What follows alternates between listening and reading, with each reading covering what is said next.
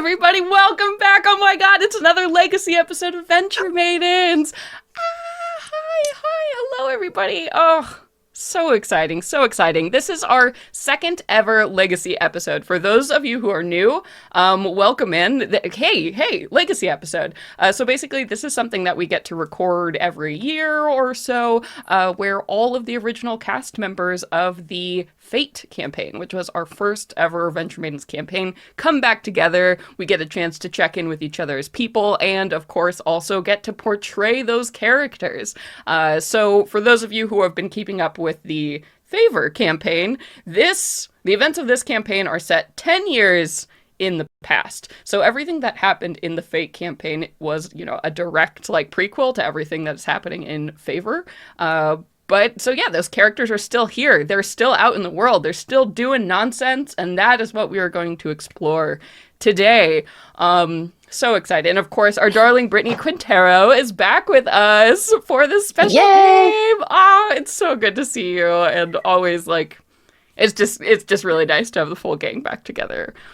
The OG crew. Yes, this is very special for me. So I hope this is as special for all of you as well as we dive in here. But duh, silly. Yes. My God. Yeah.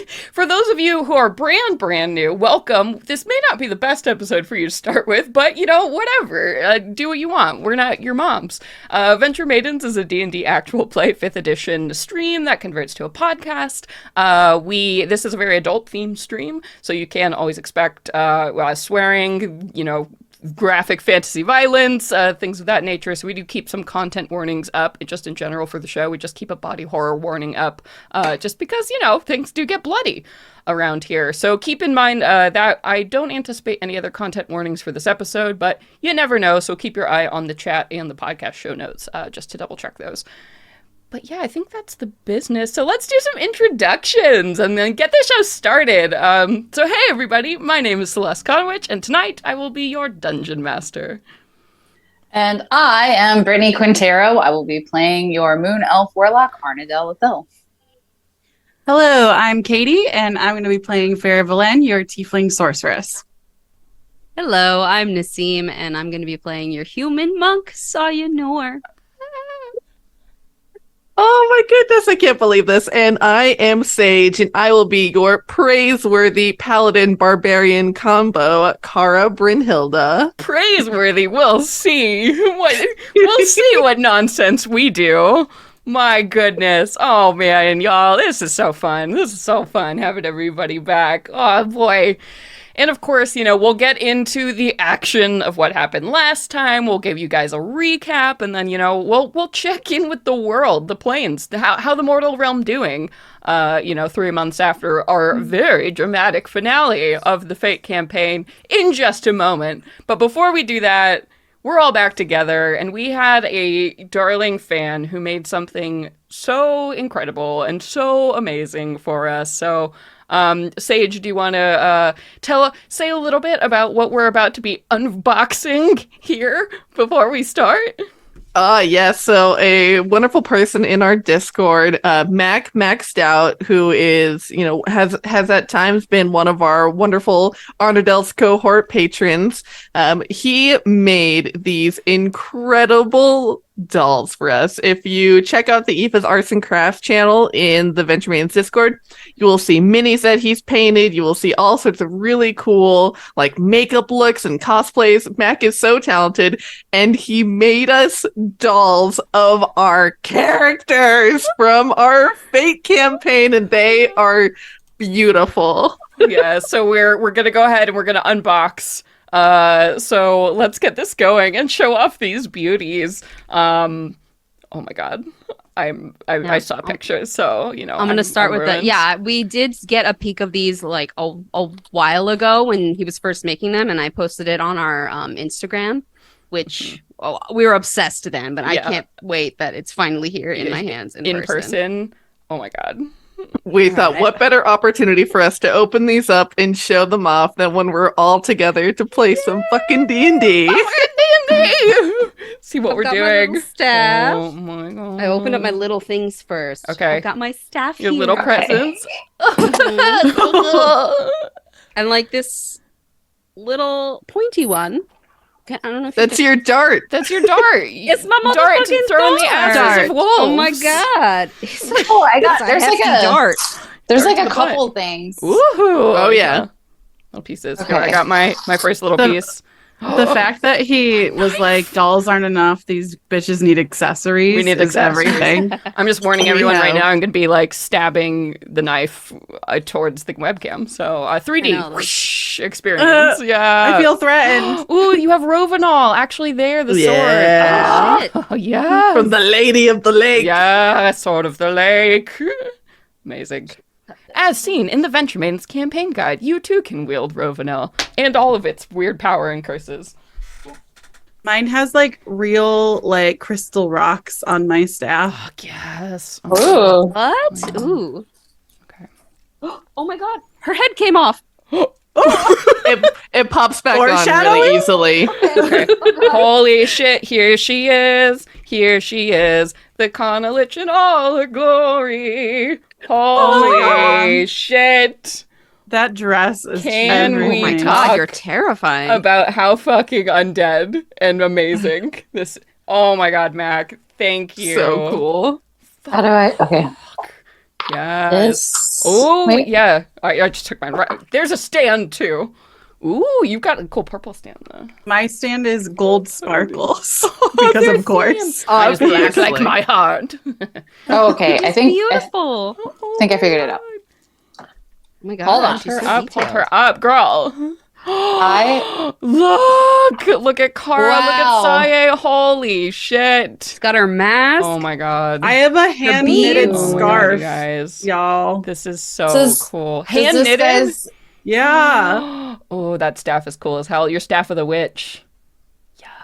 I mean, I've got the little pins of fate painted onto my little crop top Yeah. and her oh, fire the little pants. mask. Oh my god. Her mask, the Fire details pants. amazing. All right. This is also milky rubbing damage. Yeah, Anybody? there you go.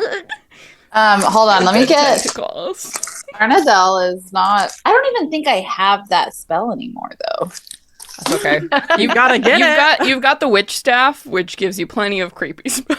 That's so don't that's the worry. witch staff. Don't Yeah, worry. Beautiful this face. Oh, is the witch there staff. she Okay. is. Here comes So Arrnodel. beautiful. So I love her bag. beautiful. It's heavy. There's Yeah, something no, in this here. is like incredible, Mac. I can't even believe how cool. You're so cool. You're so I got talented. little- You're so cool. I got little rocks in my bag. little rocks. It's like weighted and everything, and there's little pebbles, beautiful little rocks in there. Fuck yeah. Ooh, Guys, this is. We have action figures. I have They don't actually- look at yeah, these we wedges have. though. Yes. Look at that footwear. Oh my god, that would hurt. Flurry of blows Cute. kick right to the ass. Don't step to me. Don't even. I know. I'm so happy that he gave her short time manager fuck you boots. Yes. Oh, yeah. Excuse me. Let me step on you. Excuse me. Oh my god. This Oh is my incredible. God, She's gonna live on my desk forever. Yes. Mhm. Yes, absolutely. This will inspire me to be more cruel in the Favor campaign because I feel like I nailed it in Fate and I've been too nice. But I'll look at the Condolich and remember my true nature. Remember where you come from. This was the beginning. Stay quiet. Also, I deeply my- appreciate that I, as the You GM, got a guys. figure because GMs need the love too. Thank you. I Hold on. appreciate Truly. I appreciate you. Oh boy. think Did we I have the see right face Arrnodel to- yet? All up? Oh, we got a barky. Lucy's having a moment. That's okay. There we go. Fuck yeah, this is so cool. So cool. So You can't really see it on camera, but the fabric that the cloak is made out of is like changey and iridescent for her rainbow cloak. Oh, it's so perfect. Like the detail is just I can't even. Yeah, I definitely need to find a way for her to Like the whole grab tabard this and like staff. the moon and the galaxy. Oh, so I'm cool. just like losing my fucking mind. And like my cool look at my skull Oh, wait. boobs. Like skeleton Look at my boobs. skull. Sorry, it's so fucking metal. We need merch that says "Look at my skull boobs." Look at my skull boobs. New merch. Oh my Flying by the seats of my So taint, cool. look at my skull boobs. That's just how we roll. Like I just need to keep shoving her in the camera because Yeah. you can see all this detail. I She's know, got a little it's- cork, a little chain. So Oh, so Her cool. fire bead necklace, her Yes. bag. Did we see her face without the mask? Yeah, well, I held it up for a sec. But Oh, I didn't see. Oh, Look at her! What a bab. Bless. Oh my god. Yeah, so I'm in serious. love. Thank you so much. Yeah. Thank you. Thank you.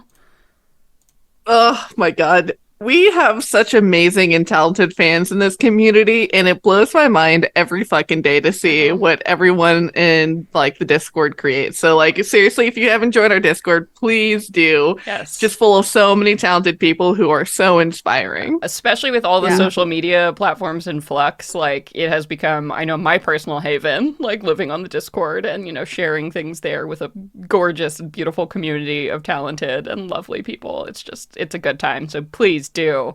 Links, by the way, everywhere on our website, venturemaidens.com, all over the place, pinned on all our social media, and in the show notes of this episode if you are listening. So go, join. It's free. Open to everyone.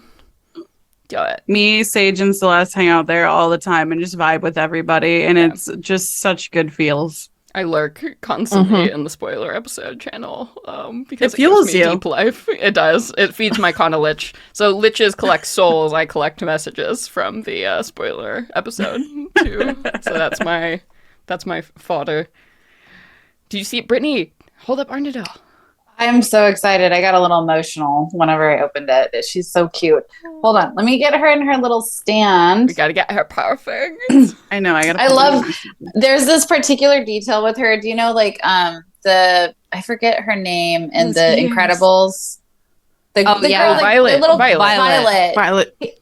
He gave her like a bit of a violet hairdo where her hair is like kind of over her eyes. Yes. She's so cute. Look Oh at the my- detail on her little feathery the cape. feather. Wow. Yes. It's kind Oh of my hard to God. see because the lighting in here is terrible, but Oh my God, this that is so cool. She's beautiful. Yes, she is. I Goth love her goals. Girl. super, For real. yeah, the emotional goth. I love. There's like detailing on her little bits. Yeah, these shoes. thought I you want said her all these bits. shoes. And I was like, Yeah. I didn't look there. Same. No, her Oh. boots. Her boots. I I had shoes with lightning bolts on them, and I'm like, yes. Oh shit, those are I'm incredible. like, Oh my yes, god. queen. Yes, queen. God. Yeah, zap. Oh yeah. I bet mine Look at must this have been the footwear. mummy Oh one. my If there God. is a mummy Monster High chick, because she's got the wraps on her arms, Yeah. and those boots are perfect for that. Mm. But She what was you a were mummy. wrapped up, weren't you? Yeah, she had a lot of wrapped around, like all those same parts. Yeah, I think mine. I'm gonna guess mine might have been the vampire one. This is cool as Maybe. shit. Are you guys ready? Holding out my tiny knife. Are you ready? Yeah, this dart, that's an actual fucking needle on this dart. I'm ready. I'm ready to slay Oh. some motherfuckers. You ready? Level 18? You I'm ready. ready? Oh my god. This is gonna be a Have hot my mess. sword. Yes, I'm ready. Oh my My god. staff. Incredible. Got this And too, my guys. dagger. Yes, in the Venture Maidens book. I Yeah. know, Brittany, we're holding it. It's also real. This is so cool. Like It's got been a good emotional 7 when years. This came in too. It's been a good fucking 7 years. Do Y'all, you guys I ever have been. smell your books when you crack them open? I'm just like, Oh yeah. 1,000%. But they like Yeah. age like fine wine. I like it better when they smell old and musty. Mm. yeah. Yeah, but I you mean, have the fancy version, don't you, KD? I do. I bought open this that for bitch myself up. because I love gold, and here we I are. bought some too. I'm waiting on mine. I bought Yeah, the two. I've got a bunch of collector's boxes shipping, but those are the very, very last things to ship, probably in December. So, oh boy. My whole I family have is to sitting say- there like, "Oh my god, where's my copy?" I'm like, "I'm sorry, they're coming. Thank you for buying the big boxes. We all knew they were going to be the last things." Sorry. If you haven't been like reading, because we're all playing in this game, and you're like, I don't need to read about the world. Do it, because I've been blowing Celeste up like with conspiracy theories based on what I'm reading for the Favor campaign. I'm like, girl, are you playing with me right now? Because I just read. And I told you, read it. I don't care. The most beautiful thing is it will spoil things, but not in the way that will help you in any way. Just really help you realize how fucked you are. my knife. Right on. Hold up my dull knife. Fucking incredible. with all that positivity, with all that energy, let's do a motherfucking recap of what happened on our very first and last Legacy episode, number 1. Because boy, oh boy, there's some shit happening. Oh my god, that was quite a battle that we had. That was quite a battle. Well, because you're level 18 harrowing. now, so you have to. The only thing I can do to hurt you is throw gods at you, and that's kind of what we did. So tell me about that, though. What happened last time on Venture Maidens? We started, like we always do, in a bar. Yeah, classic. It's a Chasianan restaurant by Bucatini, named it Bucatini, which is very important to me because that's the restaurant that my character from the Favor campaign lives at with her family. So we met there. Fera kind of called everybody over because she had been speaking, kind of forging a relationship in the aftermath with the Serena and the Empire and everything after we made some choices. And basically ended up... we should say right now, choices. Big ass spoilers for the end of the Fate campaign. Do not listen to this episode if you do not want the end and the choices made at the end of the Fate campaign spoiled, because we are absolutely talking about them. Just warning you right now. Big ass spoiler warning. Don't say I didn't warn you. Okay, so keep going on that note, Katie. So basically she just sent out a message to the rest of the maidens asking everybody to meet up at Bucatini and Chasiana so that we could meet with the Serena and kind of learn about what's going on. Yeah, the first to arrive was myself, Sawyeh. Of course I start talking. There's a siren. It's okay. We can. Anyway, natural. Good. Then she was the first to arrive, and she had her glow up as she's been training with the Corillans, or really working with the Corillans to stave off a lot of the Fey incursions that have been plaguing the plains and neighboring cities and towns. But she got called upon to visit the Maidens, which she happily did, and updated them of her state and what she's been doing and what she's working towards. She will now be studying to be a Carillan. Yeah. Oh, it is worth mentioning, too, that Legacy episode number 1 happened about 3 months after the events of the actual finale episode. So everybody has kind of drifted apart in those 3 months, like pursuing their own thing. So we can definitely actually, Katie, if you want to tell us a little bit about, because Fera did call everybody there, but like a little bit about what we learned Katie, or Fera has been up to for those past 3 months. What you been up to? So she had been going around and kind of forging alliances for the Furies and everything, but spending a lot of time with chess and the checkered follies as well, kind of ingratiating herself into that group of people. So being one of the few people who has the ability to do hardcore healing and all of that, she's made quite a few friends, quite a bit of money, blew all the money, and now we'll probably let somebody pick up the bill if they offer. Fantastic. But she looks great. She's Glitzen. She's Glitzen. She got that demigod life going. So yeah, for sure. Yeah, because you linked up with a demigod, and Chess is still very much supplying you with magic, divine power. So you've been good. Well, so many other people have not. But we'll talk about that in a bit. Anyway, that was Sawyeh who showed up. Who was next to arrive? Kara came in afterwards, and she has been living it up in North Point with Duke Ravain. So in the immediate aftermath, they were responsible for kind of resettling the citizens of New Breach again, since the Elysian Keep was slurped up into the celestial realm. And so once again, these poor citizens were displaced, having their home moved. And so we worked to resettle them, establish them with, just kind of the basics in the meantime again. And Kara established the Order of the Furies that both Fera and Arrnodel are employed by. and Fera as one of the chief diplomats, and Arrnodel as the high sorceress in charge of all the arcane matters. So basically a mercenary organization that is dedicated to and kind of inspired, is inspired by what Minitio said to us, that we are enough. We just need to discover our own power. And so Kara wanted to found a paladin order that's dedicated to that, about, worshiping ideals, about harnessing your own power and using that to make positive change in the world. And yeah, so she is just tits deep in paperwork. Starting a new organization, having to deal with refugees, not having a base of operations you're currently sharing. It's a fucking mess. That's yep. Mm-hmm. Oh, bureaucracy. So she is working diligently to try and find a new headquarters for the Order of the Furies, is looking to try and establish diplomatic relationships with the Empire, with the Tsarina, to try and put out some good press that, hey, I know things suck right now, but trust us, it was for the better. Boy, do they suck right now. But yeah, so Kara showed up, and then who else came? So who was last to show up to the party? Me, obviously. Which is weird. Arrnodel's normally never late. She's always on time or early. I think everybody else was probably early, so you were perfectly on time. Oh, fair enough. Which is late for her. Mm-hmm.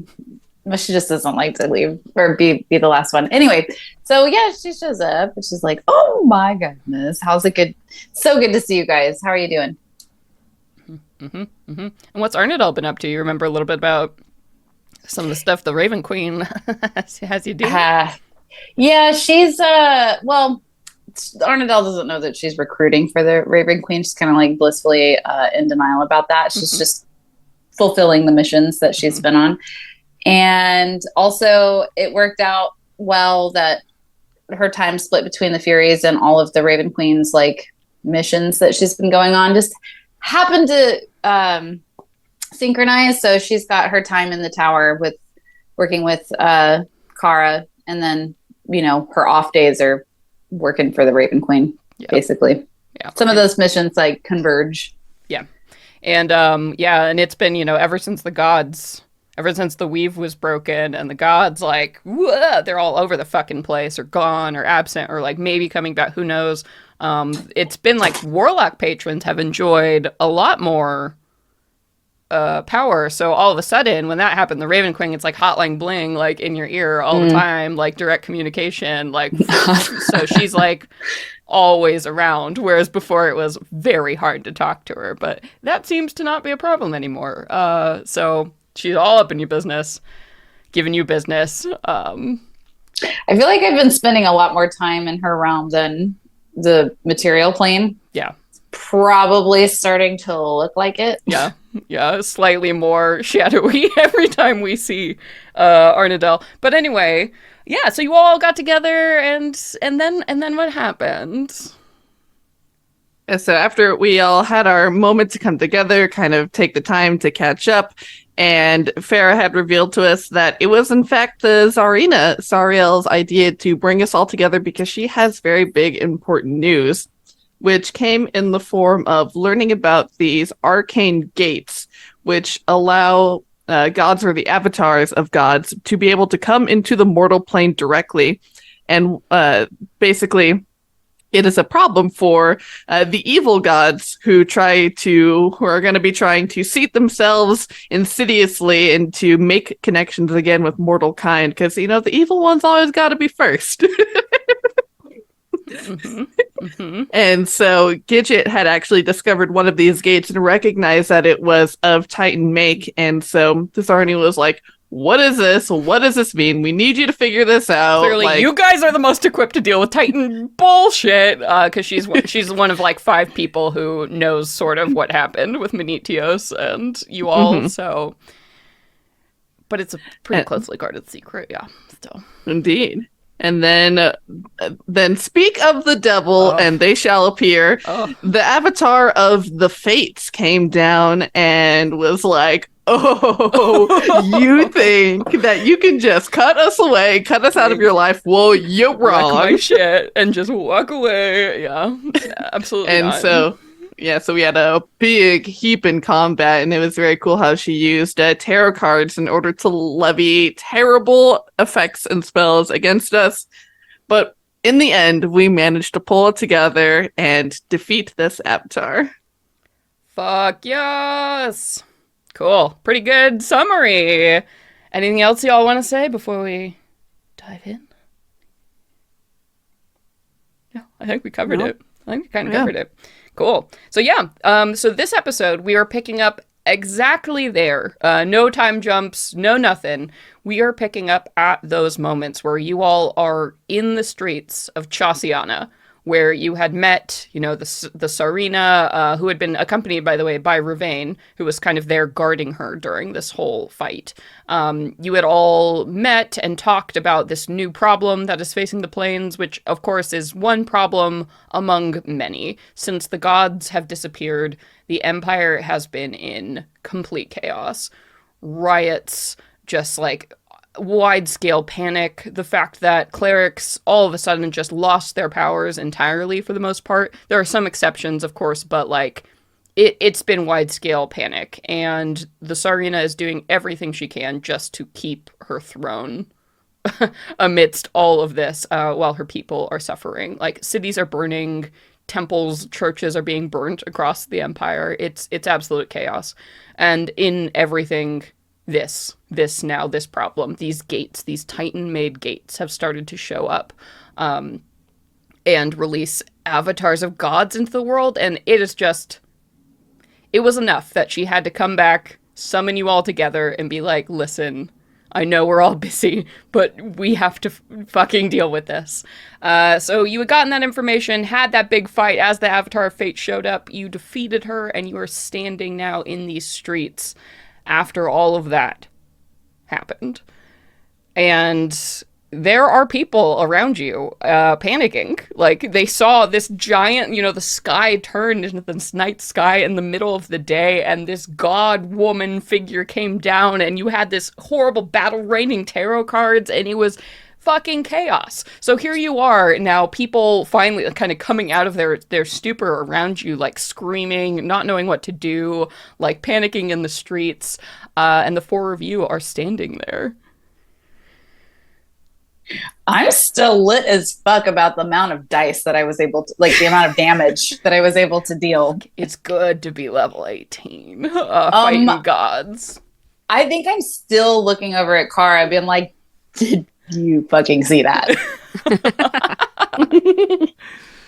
And Kara, she uses her sword, and she's just like kind of panting a little bit. She just throws up a gauntleted thumb of like, you did good, kid. On the voice, she had a voice. And then Arrnodel's like, is this what it's like to rage?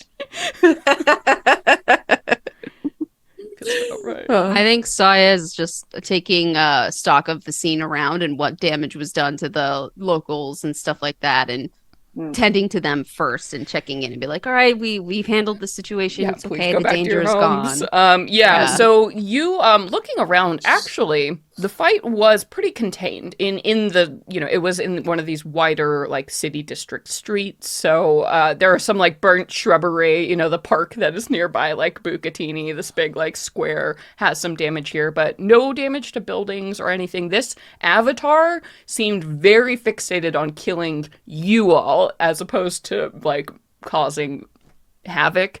But it's mostly the people who are just citizens who were, walking nearby or came out of their businesses and homes to be like, what's going on? Holy shit, there's a giant floating woman in the sky, right? So it's mostly that kind of panic.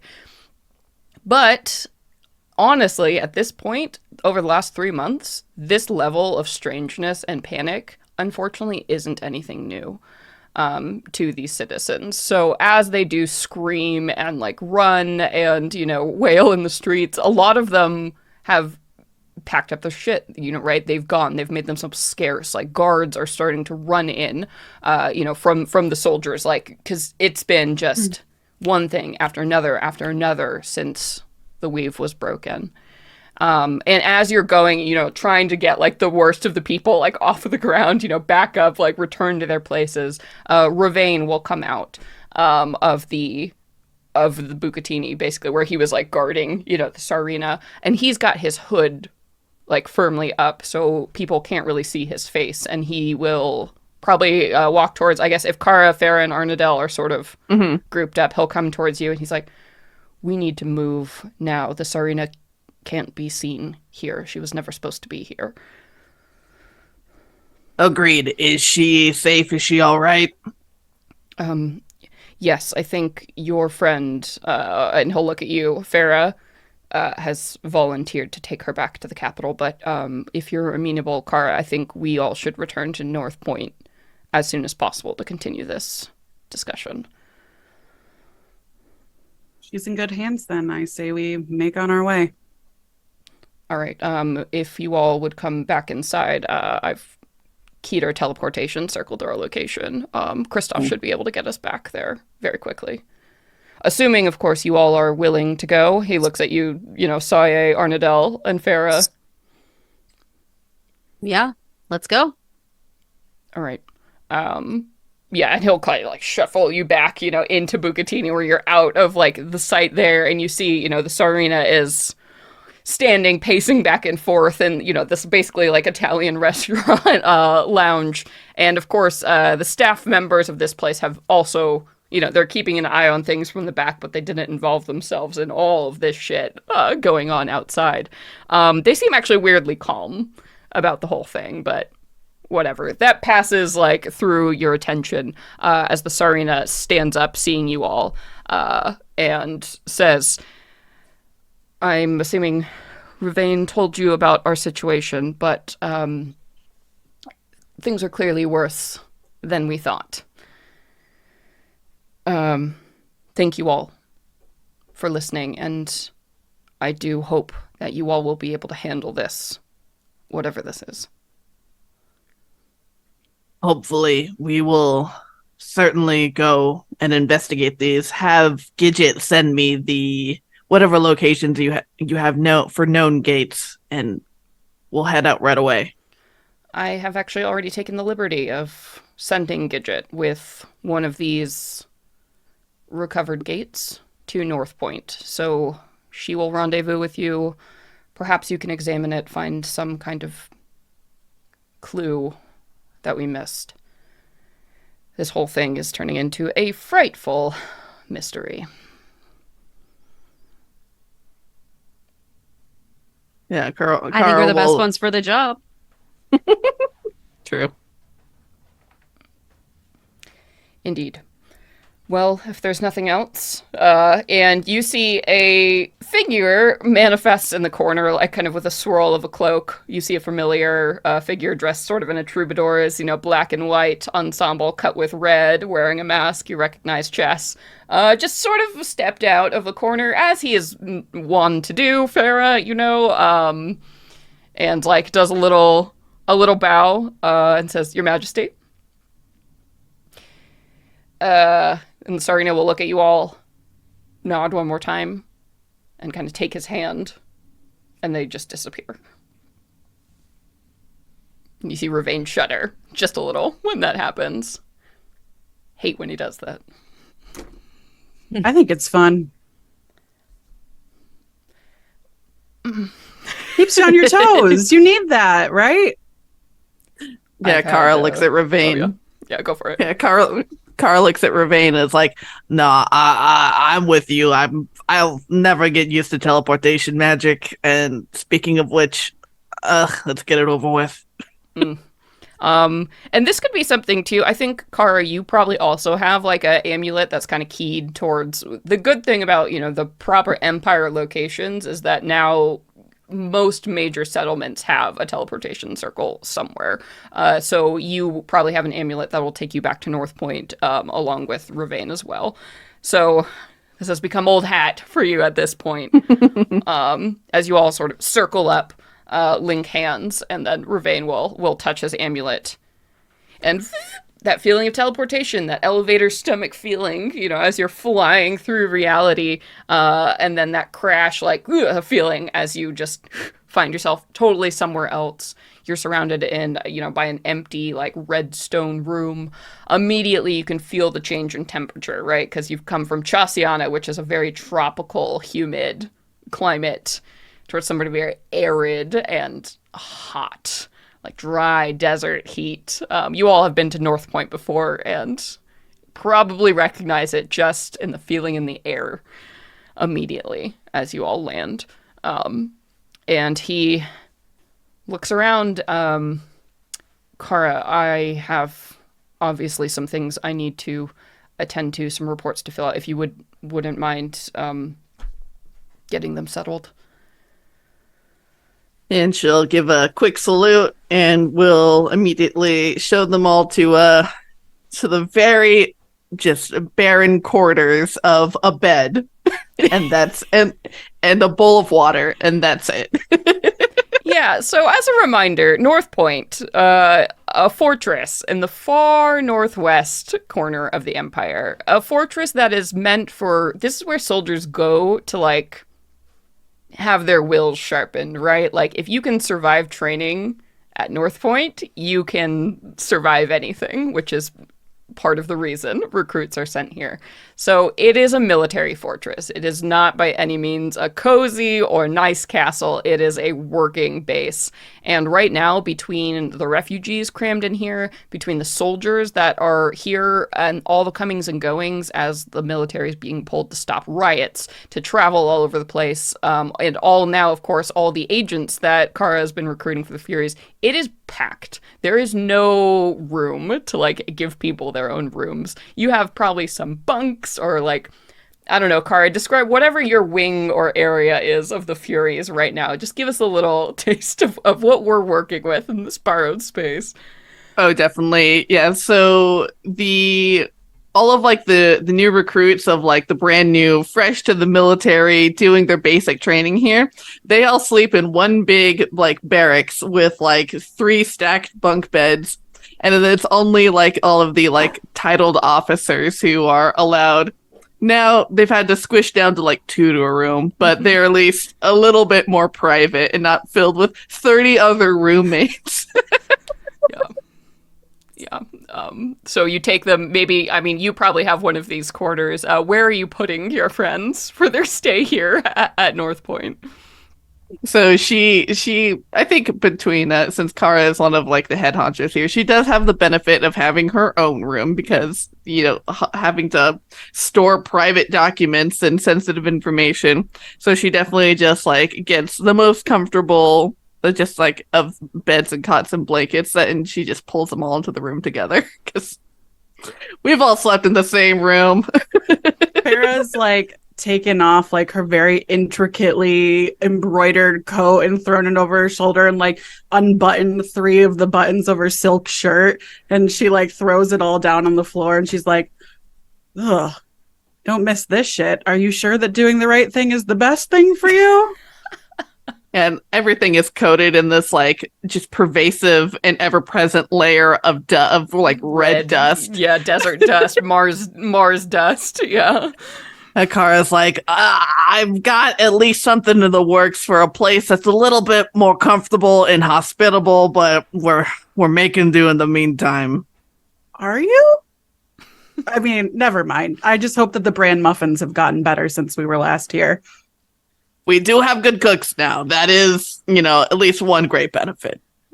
Vlad, I think, has been making it probably his personal mission to shape up the kitchen, and he seems to have an unlimited ability to pull food ingredients from somewhere. You don't know. They're certainly not arriving in the normal supply crates. Well, I heard we're meeting up with Gidget. How's that thing going? Oh, we're friends. We write to each other at least once a month. I mean, so it's good to have someone else out there that I can always talk to. But she's good. She's like the rest of us, busy as all fuck.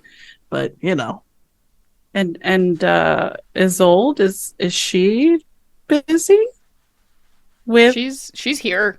She's been working, with the Furies. Both she and Kristoff have been here the whole time. And so is Rem.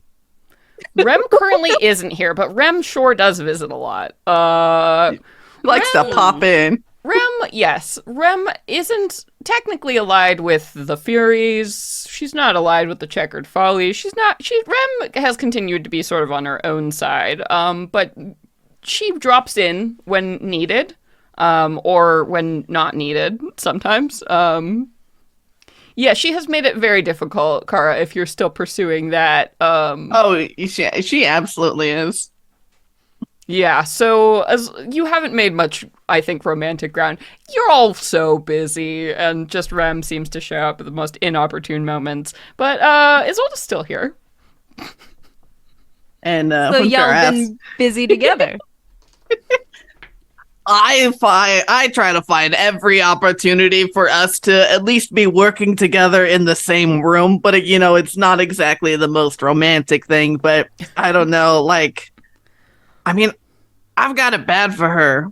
I don't really think she probably feels that way about me, but it's like I wish she would just say it, And then, I don't know, maybe there just might be too much baggage with the whole fate and sisters, and I don't know. Yeah, that's fair. But have you said anything? I made my big gesture. I gave her a beautiful sapphire necklace and a wonderful letter. So she knows how I feel. It's not like it's a mystery. I mean, maybe she's confused because, I mean, back at the at good old Phelan, I mean, it was a beautiful necklace, but that's where she's from. And I just saw some chick wearing 13 sapphire necklaces at dinner. So maybe you need to use words instead of gifts for somebody who came from that upbringing.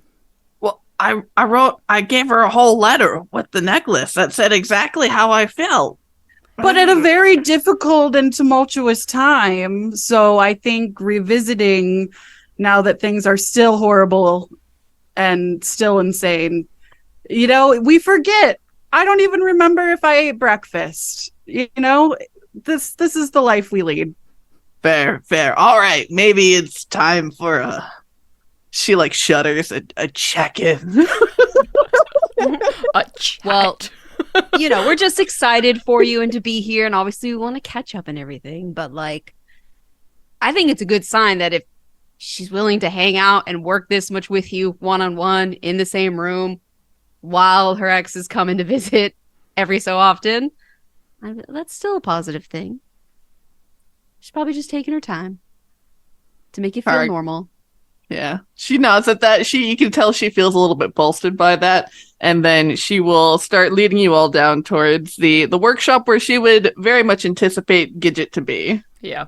And this is probably Arrnodel, a space that you're pretty much familiar with, because with all the red dust, with all the soldier coming and going, it is a pain in the ass to find somewhere to safely do arcane experiments that are delicate and keep books from being damaged and stuff. So there is one separate outbuilding at North Point where all mages and magic activity happens. This is also where they store any arcane weaponry they have, so any of the arcane siege weapons or etc.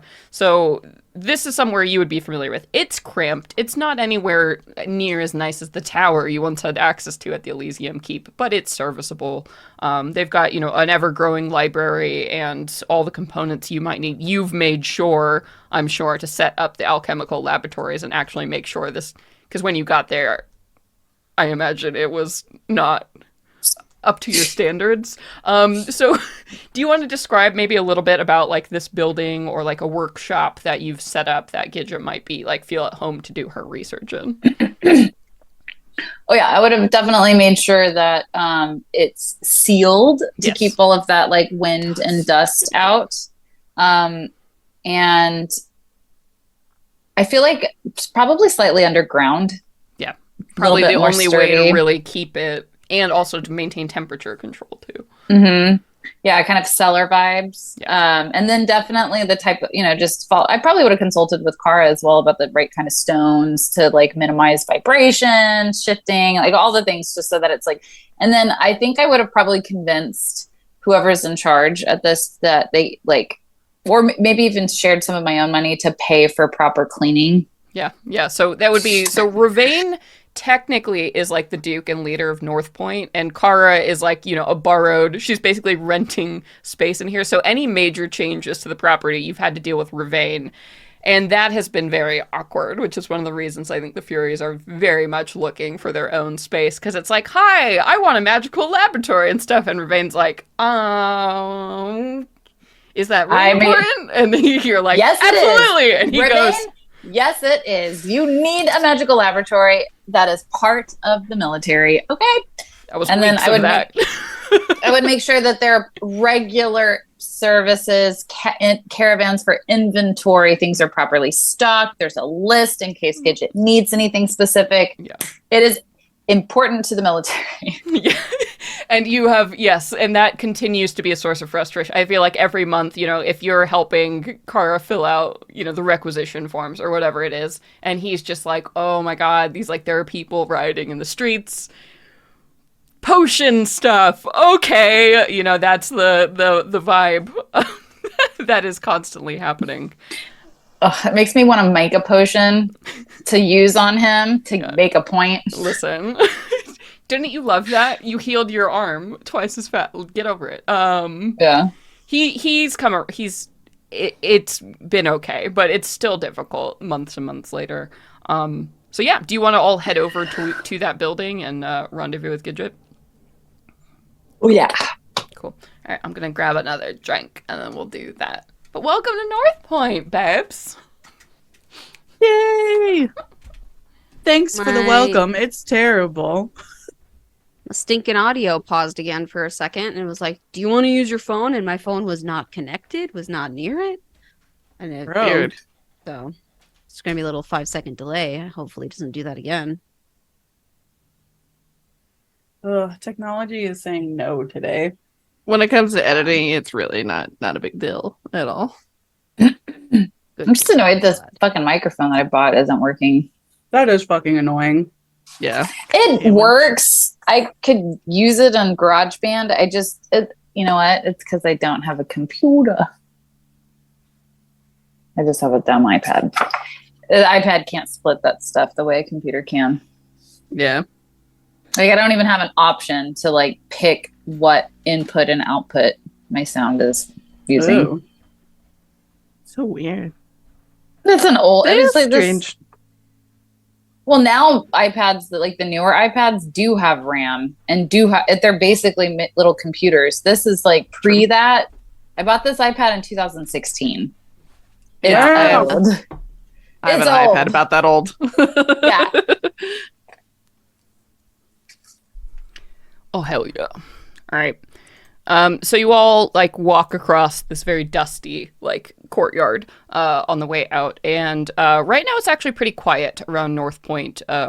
Most of the new recruits, typically they have to spend like multiple months here at North Point to like officially confirm their training, but because everything is in such chaos, it's sort of an expedited program right now. It's like anyone who we can, is willing and we can get here and get a sword in their hand and shove them out the door with basic training.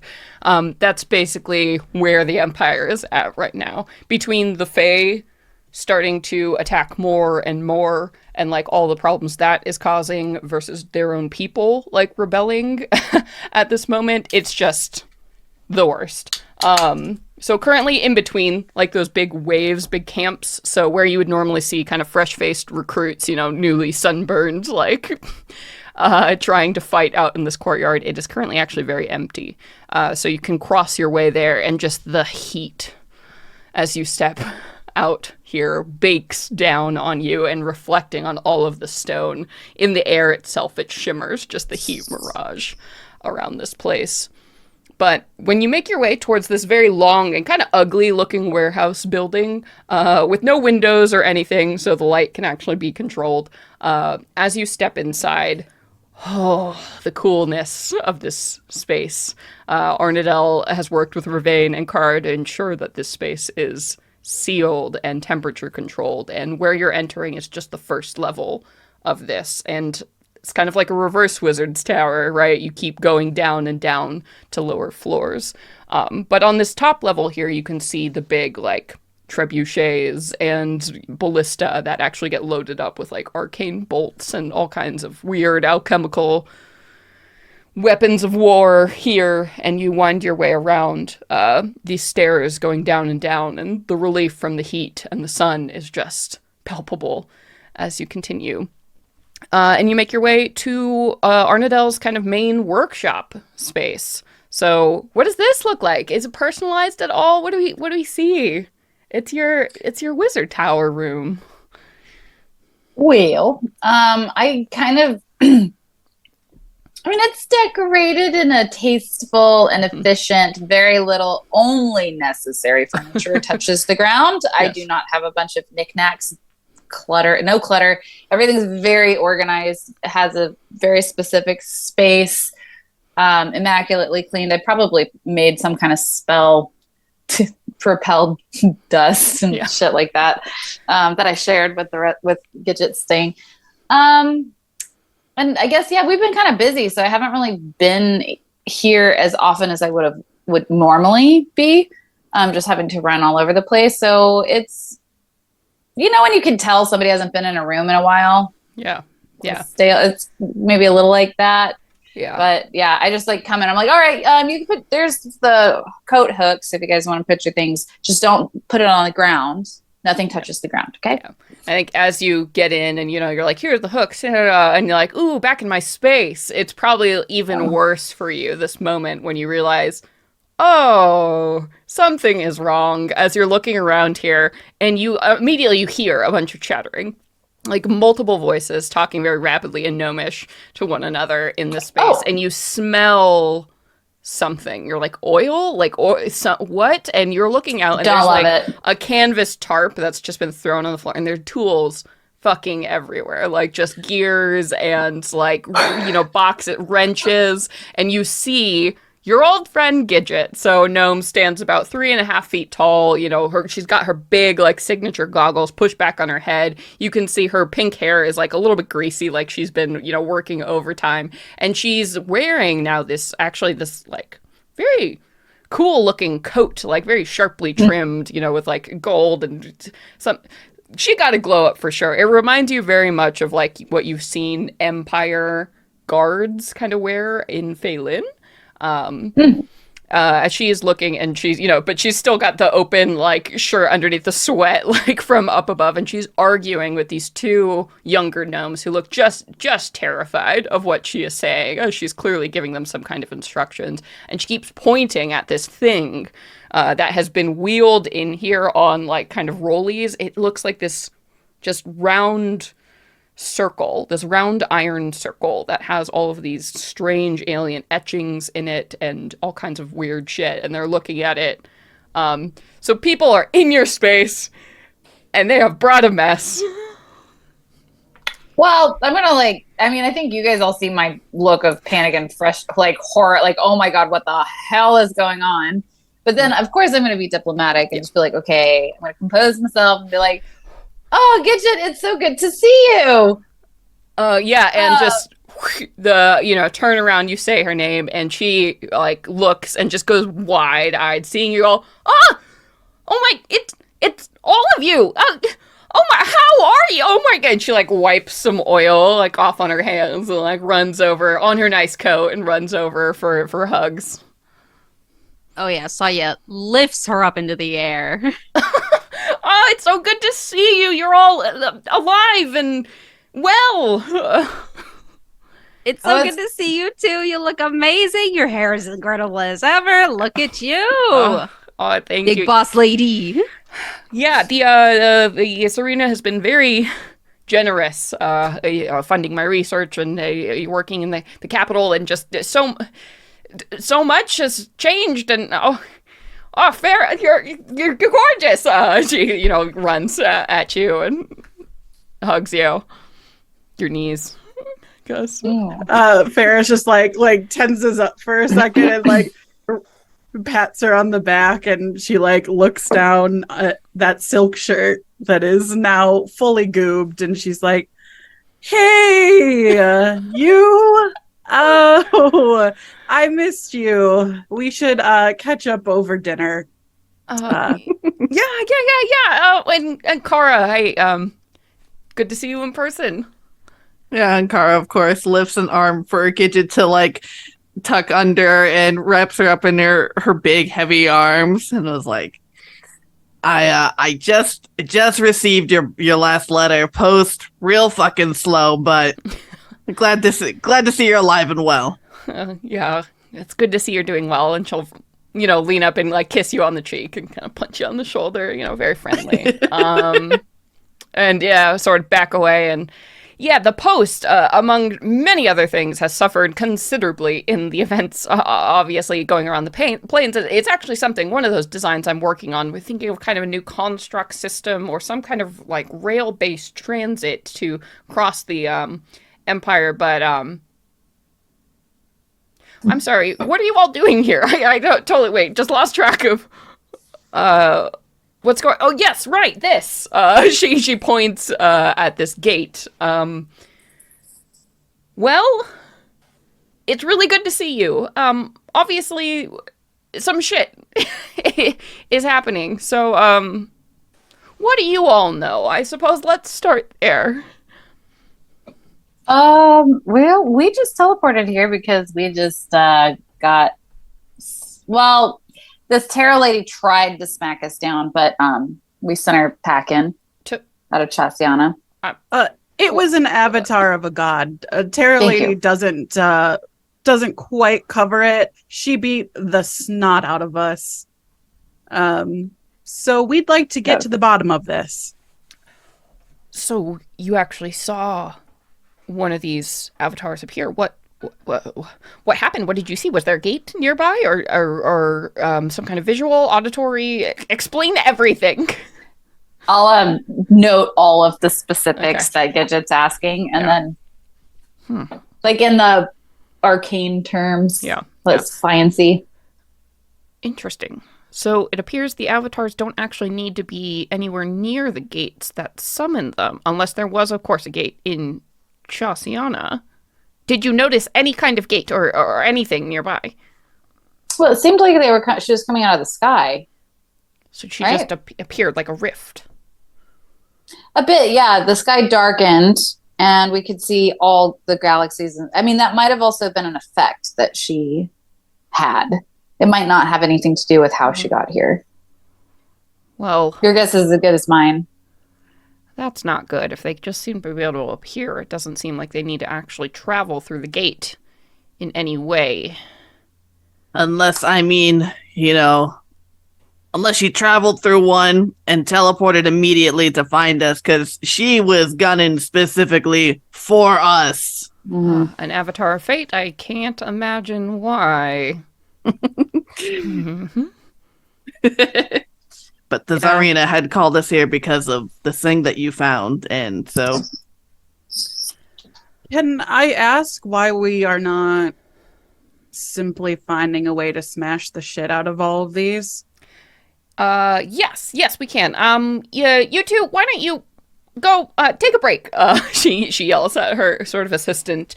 She said, they're cool, but, they don't know quite everything. Actually, this is exactly why the Tsarina thought this particular demonstration might be helpful. Now that we've actually gotten a hold of one of these things, I seem to have deactivated the enchantments or whatever is fueling it, so it isn't charged with power any longer. So it's a deactive gate. But I figured we really have nothing else to start on or to even know how these things are made or what. But yeah, go ahead and try to destroy it. You see what happens. Fera kind of like starts to like charge up like she's gonna fireball something, and then she's like looks around at Arrnodel's lab and she's like, fine, and she'll just shoot a firebolt at it. Oh yeah, it nothing. The surface is not marred, it doesn't heat up. It's like your magic did nothing to it. It just Then absorbs. she's gonna walk over to it and just take her big heavy boot and just kick it right in the center. Oh fuck, that hurts. Like kicking a cast iron statue, essentially. I see the problem, Gidget. I'm picking up the issue. Okay. Where Random did question. you guys find this? Oh, this one was recovered in sort of well, let's call it a cultist den, just outside of Phelan. It seemed to be linked up to a god of discord, chaos, that sort of thing. Sort of a horrific amalgamation god. Do we know any chaos magic users? No, not in particular, but this is, I mean, this is identical to all the other ones we found. It doesn't seem to have much in the way of a unique feature or any kind of distinct marking, so I'm not even sure if these are attached to particular gods, or honestly how these gods are. We just don't know what this material even. I mean, Kara, you can see this isn't a metal that can be found in the mortal realm. This isn't. It's. I've never seen anything like it. I don't know what it's made out of, and that is never a feeling I like. It is certainly always unsettling. Random question. I don't quite remember. Who has the Avatar armor? So Rem gave it to you because you're like, you need to give that back if we're going to be okay, in the finale. So I don't know. I thought what I had has Kara done with it? So I think it's something she would have had Arrnodel create, like a small, like little extra dimensional space to store it. Yes. Because she does not trust that out in the open or just behind a locked door or anything like that, but something with a, and only a specific arcane kind of key would open. And Got two keys. Yeah, exactly. You got one and you got the both spare. need to stand there and like, flip them at the same time. Yeah. And so I think the idea definitely comes to Kara's mind where she's like, wait a minute. If normal mortal things won't destroy it, perhaps something of Titan make will. And Kara will be like, you said this Arena said it was of Titan make. Is that true? Have you tried consulting with our expert in the matter? I have, and it is indeed of Titan make, and unfortunately not something our friend made, but it clearly has the marks of a different friend who made this. Nothing specific. This is something quite new and quite newly made. And she looks at you like with heavy drawn eyebrows at the implication. Mm-hmm. Like it was recently made and not by the Titan Menetios, but all the Titans are supposed to be dead. Right, except like maybe for Menetios. Titan is around. I mean, if she can create this little pocket for herself, why not others? True. We always had the feeling that she might not really be the only one. Statistically, it makes sense that there would be another. It's so, I don't want to say it's easy for her to hide, but she's managed just fine. But we did. If there is another Titan floating around, I thought they had sort of a bad thing with the gods, and clearly gods are using these. So you see why this is getting complicated, she says as she kind of like swirls a finger, like around, sort of thinking and looking at this odd thing. Definitely. Sorry, go ahead. Menetios was basically saying that she didn't want to leave because as soon as she came out of wherever she was hiding, they would find her and they would deal with her. Who's to say that that didn't happen with another and they didn't strike a deal so that they could continue on and not have to keep themselves remote and lonely? And that's sort of what I was afraid of. So, Yeah, but what if, I mean, what if buying your safety sucks? And I bet if we maybe offered another way where they don't have to be beholden to these shithead gods, that type might feel pretty stoked to not be under that kind of contractual obligation. This might work in our favor if this is what's happening. absolutely. And I desperately want us to be able to figure out who is doing this or where they are, and I have been studying this thing night and day, and I can't seem to find any indication of who might be making this or where they are. We've tried all the usual shit, so here you are. Is that why Yeah. you brought this into my laboratory? Yeah, I figured it would be safest here. Also, your magical wards just, she like chef kiss Aw. hands, like they're gorgeous. You're just truly, if you do ever want a job at the Royal Palace, the Tsarina is excellent to work for. Everyone else is a little bit shitty, but like she's great. I mean, I have everything. My workshop, you should see. It's like three times this size. I mean, not to.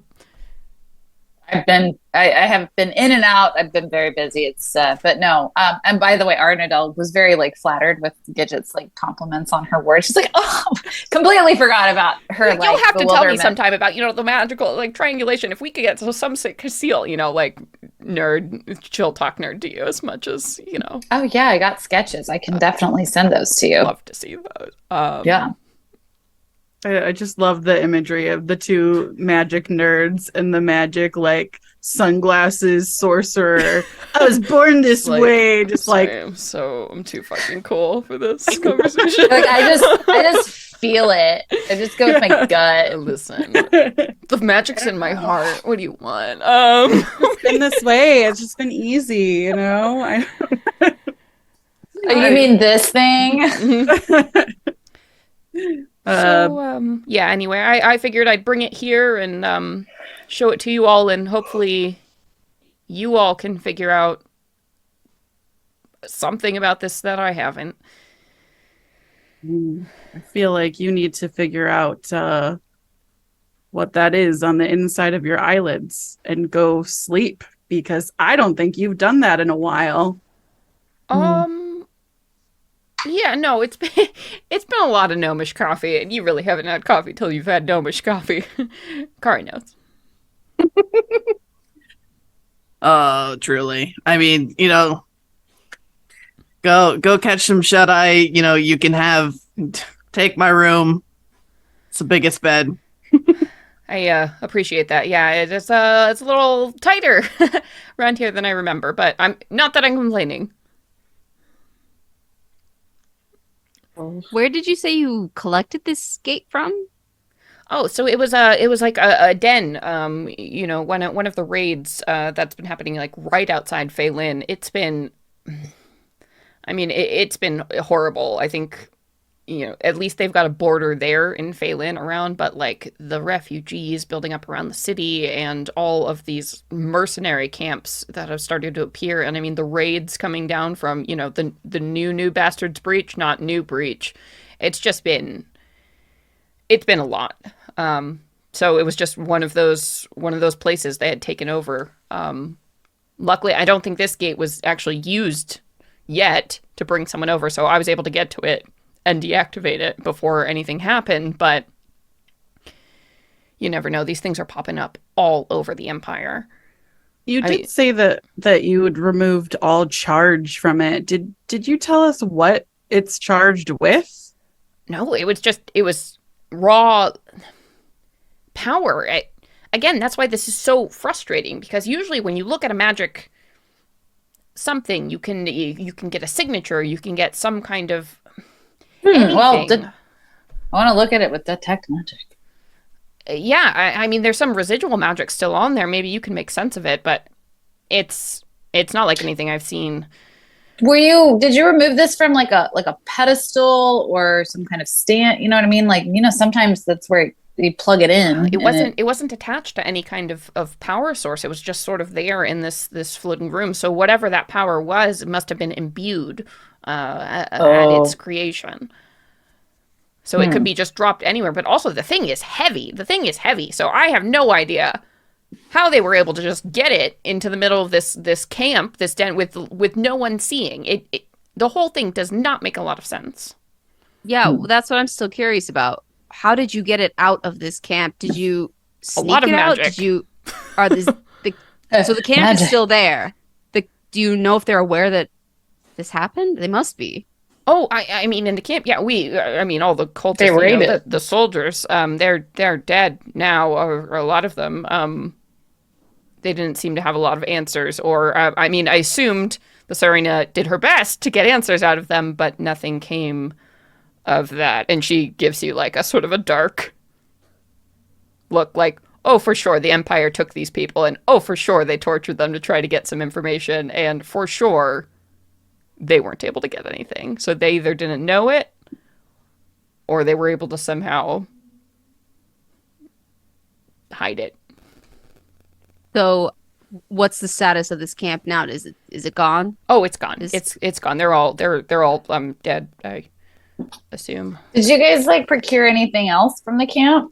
No, and that's the odd thing. I mean, even though individuals there didn't seem like, mages or artificers, anyone even capable of making something like this. So whoever delivered it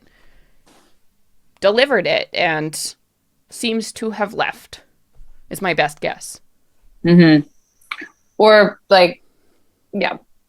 Yeah, because I was thinking we should go back there, return. I can sneak on in, hide, and I will see tell you that won't bear anything. They seem to have appeared in the middle of this place, like full of opportunistically angry people, right? Who didn't understand how to control it, but that's okay. It seemed like kind of a ticking time bomb of arcane power, basically. That Gidget got to and was able to turn off. She was able to defuse the bomb before it went, but like the clues ran dry.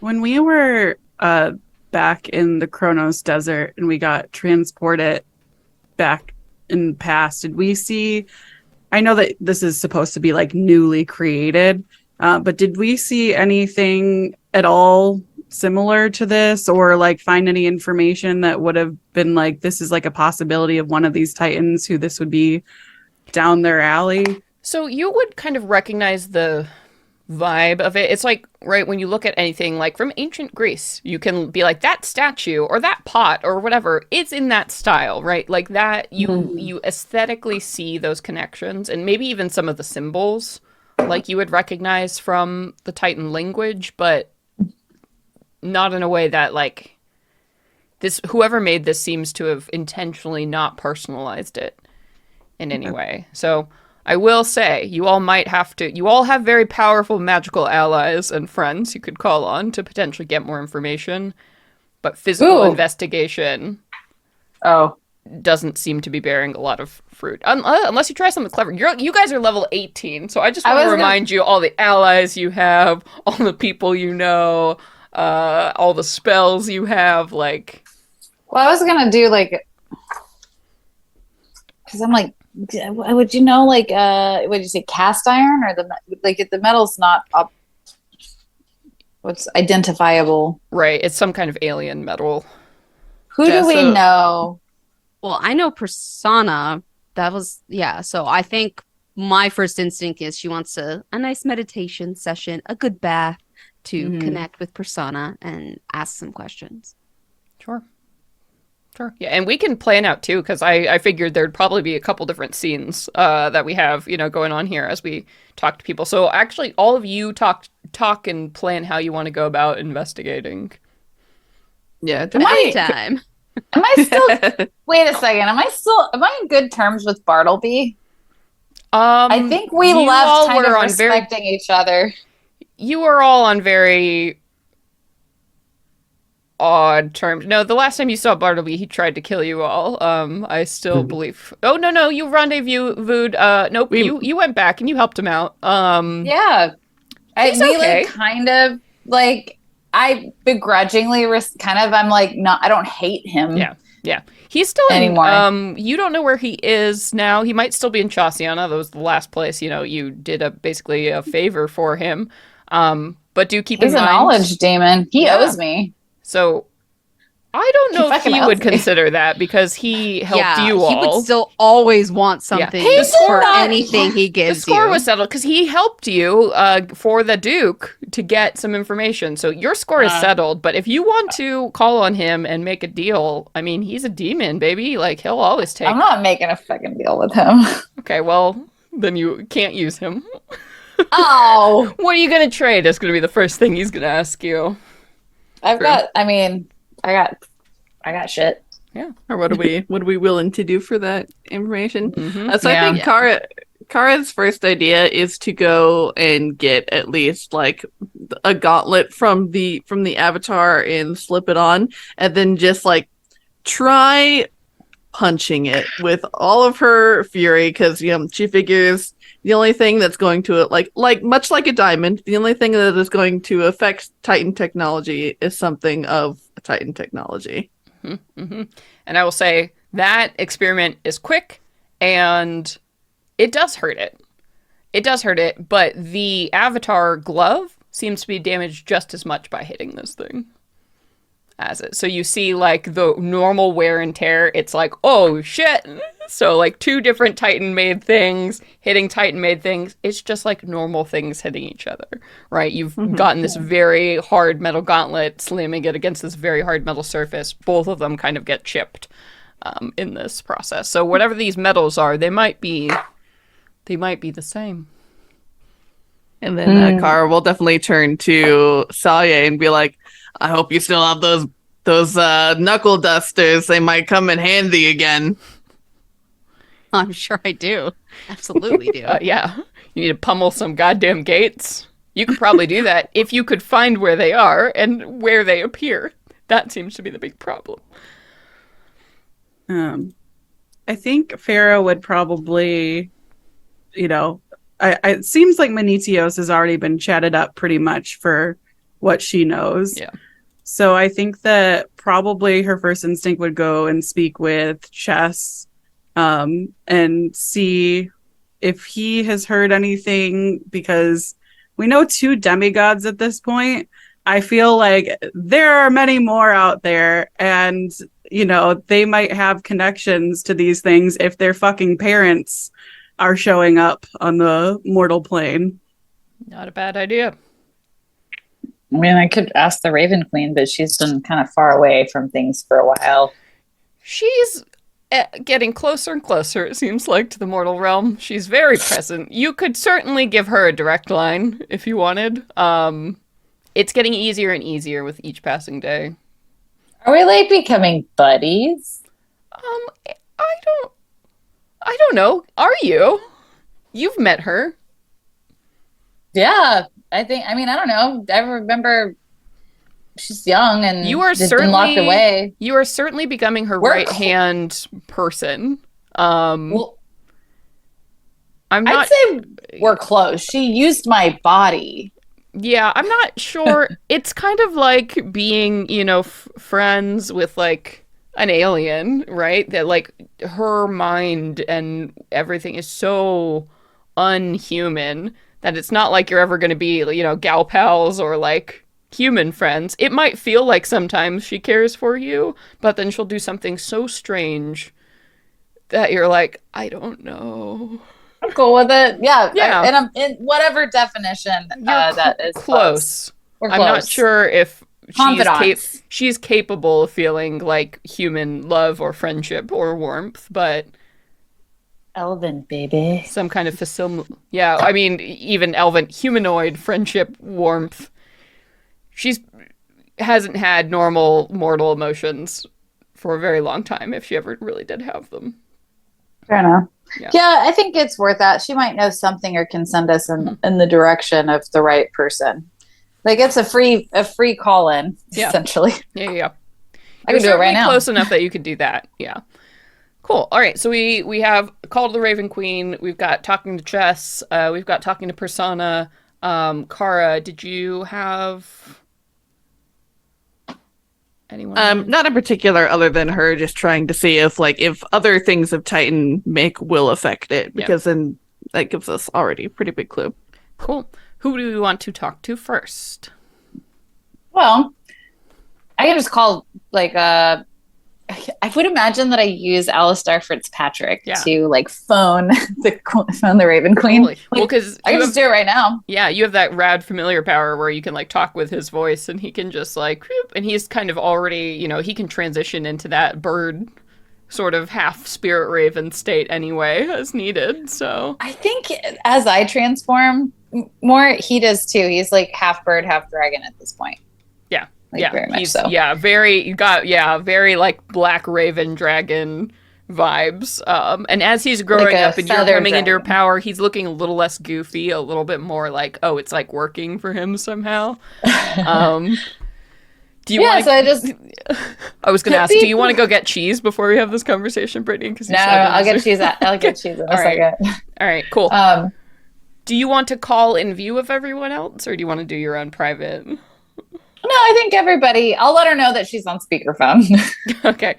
All right. So yeah, what does this look like? How do you call her? Like, is there a process, any arcane chant ritual, something you say? Like, what is the pattern here?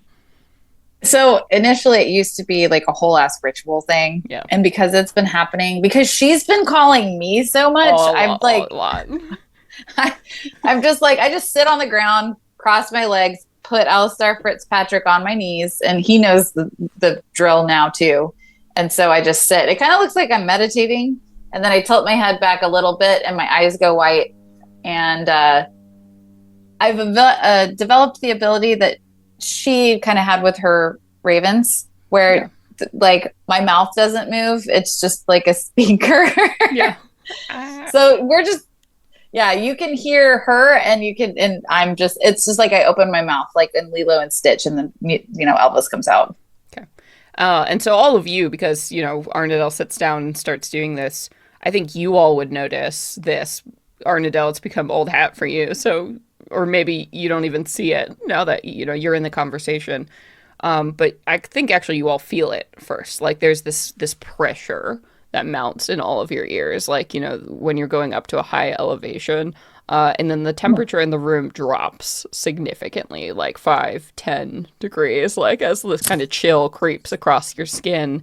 And you see from where Arrnodel is seated, her shadow just like expands into this like weird gelatinous pool of all of these different shadows that kind of move, and you see faces and forms like crawling across the floor. And I think it's very hard for your skin not to crawl as this is happening. And Alistair Fitzpatrick, his eyes like flare with this purple light. And you feel her, Arrnodel.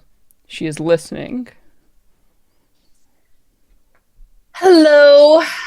Sorry to bother you. I do have you in a different in a populated room, by the way, but we have I may trouble you for some knowledge on a situation, and it is beneficial for you as well to know, I think. And you feel the considering, and then the amusement. All right. Well, we are tracking down and raiding camps with these like false avatars for these gods. The drill. I've my reports with you. But we are now in North Point, and they found this big weird sphere. We kind of can confirm that it is of Titan making, and it doesn't seem to have any of the indicators from our friend Munitios. So we kind of suspect that there might be another Titan around, and I was wondering if you might know anything or have any directions for me to maybe ask somebody who does. Let me see it. Okay. Again, I feel like I'm just like chilling and I just turn my head over. Yeah. And you do, and you all see Arrnodel's like blank white eyes fill up with these like ultraviolet eyes that are not Arrnodel's, like as she borrows your eyes to see it. A trick that has, again, since she borrowed that body that one time, super easy. Yeah, as you spin and look, and you see actually Arrnodel's head twists back real quick in a way that's just not quite normal for a humanoid body, and takes you all in, and then flares back towards it. And Arrnodel, you feel yourself, return to whatever you all see. Whatever was Arrnodel's body goes away. And Alistar opens his little like beak mouth that's gotten more and more beaky as this conversation has gone on. And you hear her again. It is of Titan design, but mortal hands made this thing. Oh. It has none of the real trace of divinity about it that we have come to expect from the Titans or the gods. It was made on your world, your messy mortal world. Thank you, my queen. I really appreciate you taking the time to look at this for me. Does this mean then the gods are trying to make a return? We believe so. That will make things complicated. Definitely working to keep things not complicated. Good. Since I have you on the line, is there anything you need from me? Whatever this is, stop it. You got it. And you feel her, she's gone, retreats from you, and Alistar coughs, and like kind of shudders, that's the word, shudders a bit as like his beak becomes a little bit more dragon-like, and he looks up and goes, ah. I'm like, oh, I know, honey. I like kind of ruffle him up a little bit. Yeah. Like, like when a dog gets out of the bath and you got to fluff him. Yeah. So, and then I'm like, kind of like, oh God, I always get so stiff after that. Jeez. Anyway, yeah, so you guys heard that, right? Like, I have absolutely no fucking clue what they all saw. Yeah, no, and yeah, you all have never seen Arrnodel do that before. This was never something she could do when you were traveling with her. Girl, that shit was unsettling. I'm like, what do you mean? What are you talking about? Oh, if I hurt. What? It's a little twinge. I mean, I don't know what. You're always sore, whatever. I mean, I'm just. we're gonna get you to my chiropractor and Phelan as soon as possible because that was. Woo! was And you just guys sitting- are friends? Well, yeah. I mean, like, I really like her. She's kind Girl of crush. No, I kind of feel like a sisterly bond with her, to be honest. Like, she's weird. There's a lot of stuff that I don't understand, but like, it's just how she is, Like, I don't know. I feel like I kind of get it by not getting it, if that makes sense. Yeah, I am pretty stiff though, but anyway. So that's cool. We know it was made in the mortal realm by human hands. Somebody probably has a fucking book. There's a cookbook out there that some dingus has. That's my guess. That's my hypothesis. That's the only way they could have made it, or they found another Titan thing and reverse engineered it. If a god is able to just conveniently place an instruction manual somewhere that someone should pick up, I would not be surprised. Yeah. Yeah, I'm sure they looted the shit out of that place after they had their big war fight, whatever that was. Genocide, Yeah. Well, they didn't win. We know one. I can't believe she doesn't know more. Like, She's been locked up for a long time. true. She didn't seem like a social one to begin with, as it were. I really do want to visit her again. I've never been able to recreate those chips that I had in her kitchen. Well, mortal hands. Well, I just want. Sorry, I didn't mean to cut you off. No, you're fine. Go for it.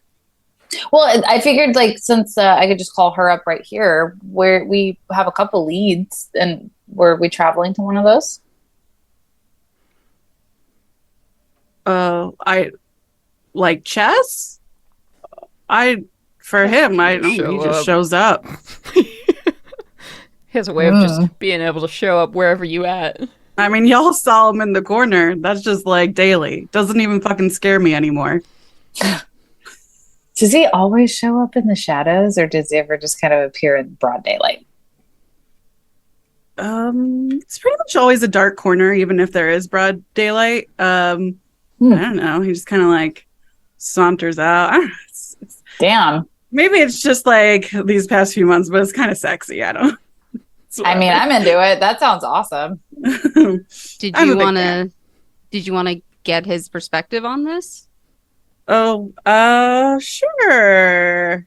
And she just kind of looks around and she's like, "Hey." You get, and this is something that's been happening too, because you share a lot of his power now, and he's never explicitly like told you exactly what that is, but for a demigod it doesn't work as nicely as it does for gods, right? Where they send some power, no worries, I got a big battery charge. There's something about his life force that he has to give to you to fuel this power. It's one of the reasons he always kind of has to be close to you, because it actually hurts him to be away and to share that. And so sometimes you'll get, it's not quite like a telepathic sense, but sometimes you can get those feelings or communicate that. And you very much get a feeling like a inquisitive, like now sort of. Yeah. And she sends back a vibe of, yes, now. Insisting. And yeah, you get that okay feeling, and you all hear a knock on the door. Not a dark corner, but sure. And she goes to the door and opens it up. Yeah, and he's leaning like in the doorway, sort of itching like at a mask over his face as if it were skin, and looks a little tired, honestly, like as he slumps and says, "Well, I'm glad you're happy to see me, but this is a lot of bouncing around." She gives him a big grin and she's like, "But it's always better when we're together, right? Come on in. Let me get you a seat." Hello again. You all. How are you? I'm a little grumpy today. Tired? Can I get you a snack? And she looks around Arrnodel's like chamber and there's just like nothing laying around like she's used to. I have snacks. You have hidden snacks, a hidden snack compartment. I just of course mage hand the cupboard that has those and open it, and of course they're organized. He's like, "No, that's not what I need." There's a little smolder at the end of that.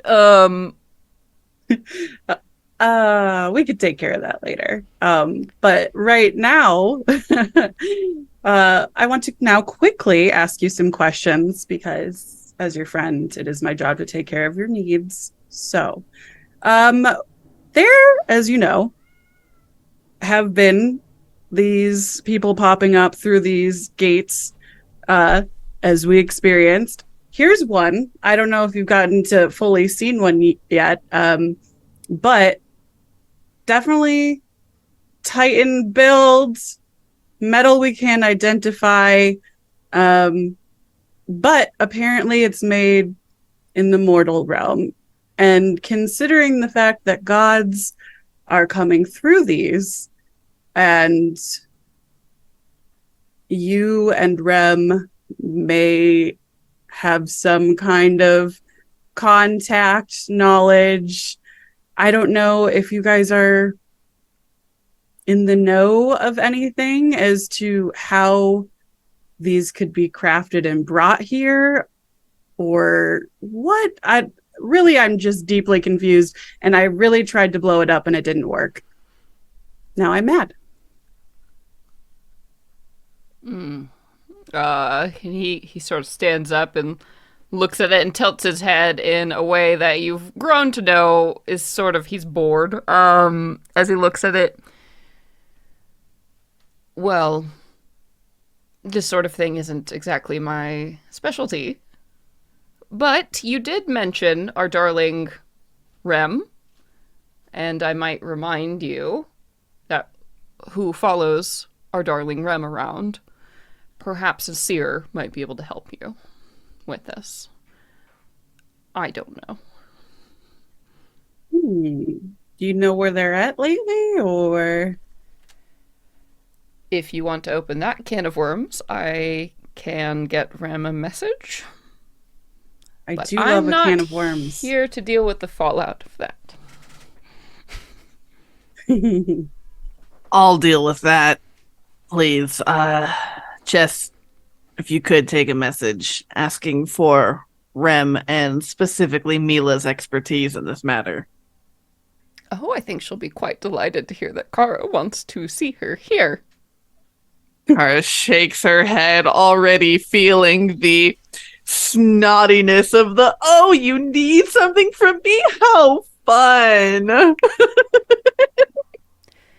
Yes, Sawyeh, Arrnodel, have you seen our darling Rem recently? Or is this specifically a Kara plague? Yeah, I seriously doubt Sawyeh has seen Rem around the Corellans. Lucky you. I don't think Rem likes to catch up with her cousin very often. No. Yeah, that's still quite a thing. Well, I forgive you now, Fera. I think this will actually be perfectly delightful to watch. I was wondering, you normally love cans of worms. Brings you a lot of delight. Well, you summoned me here to look at a gate. I'm not gonna know what this is made out of. Look at all this. Was it for the gate, or was it to take care of you in a way that only I can? Well, if you have me bouncing all over the mortal realm, needs come up. Well, I feel like if we can get Rem here, I might catch up with you guys. I might as well stay now that I'm here. The Sarina is safe and back where she needs to be. No, I'm bored. Okay, let's get Rem in here. I just meant for the moment. I'm going to send my message. Who knows when she's going to show up? I have certainly no control over her. You all certainly have no control over her. Demigods. He laughs. Well, this was my calling card. I don't know who's up next. Yes, I'll send the message, and I suspect it will take her a bit to get here. So why don't you all just enjoy this lovely place? Be with you. All right. Okay, I'm gonna go take a bath to clean off all that sexual tension and energy. Goodbye. Kara will give Sawyeh directions to her chambers where there, it's only a couple people use that bathroom, and we'll It's like tell the Fera. officer's bath. Yeah. Yeah, exactly. We'll tell Fera, just put a sock on the door. Poor Gidget. Leave.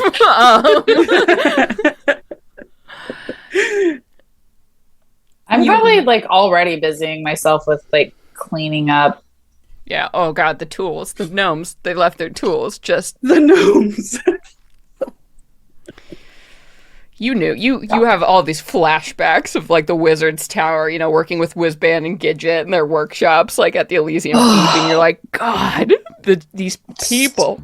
the cluttering. Put it away. How can you do such delicate just when you're research? tripping over your tools, they're just falling away. Put your table down. All right, cool. So we're all kind of splitting apart. Sawyeh is going to go and try to talk to Persona. Fera and Chess are clearly, Chess needs a recharge, so you're off to do that. Arrnodel and Kara, is there anywhere specific? Arrnodel, you're cleaning up, handling things. Kara, is there anything specific you're going to do? Not as of yet. I think knowing that Rem is not here, I think Kara is going to go take the time, newly inspired by her friends, to go and chat with Isolde. All right, cool. All right, we'll do the Persona chat, and then we'll do the scene with Kara and Isolde.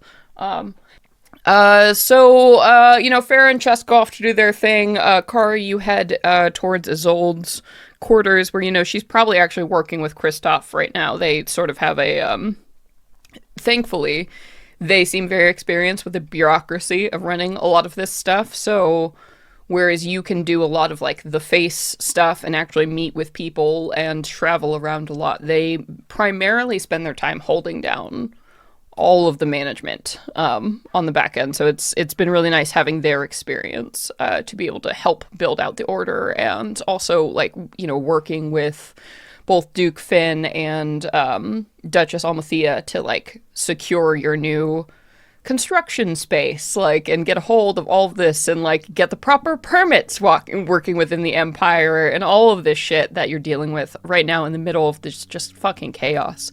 Dealing with refugees who are still staying here, dealing with the refugees who have left, who haven't continued with you after New Breach. And I think this was mentioned in passing, but there's been some big issues with, apparently, Bastard's Breach has been rebuilt, and there are people who are starting to head back there from New Breach, returning to where they came from. You don't know a lot about what's going on, but there's a lot of drama there. So you're heading to those chambers to deal with all of that and catch up. And Sawyeh, you have headed to the officer's bath to get a little private moment to yourself. And luckily, because it is, 4 or 5 p.m. or so, and things are pretty quiet around here, you have the whole place to yourself. So when you get in, it's nothing like the nice palace baths you've been to. Even the Corellan Monastery has some pretty nice bathhouses and everything set up. So this is very rudimentary, but you can get your own basin set up, and a servant will help you get some water in place, and you can do a nice soak. Yeah. So how you getting situated?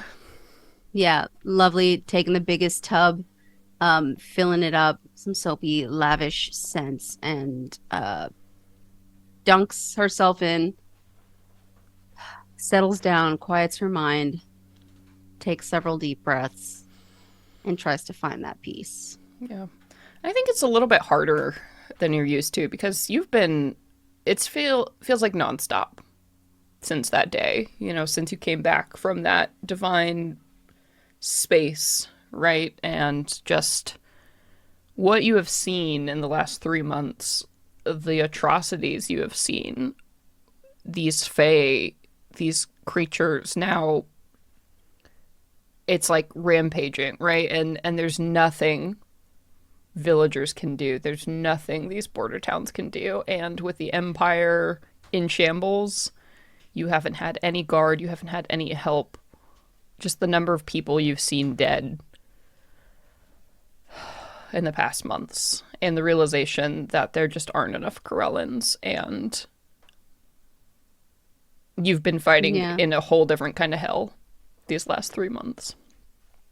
Yeah, it probably does take a significant amount of time before any a new thought comes in, a new face appears, a new battle she'd had to painstakingly fight through pops up, and all the people in town she's visited.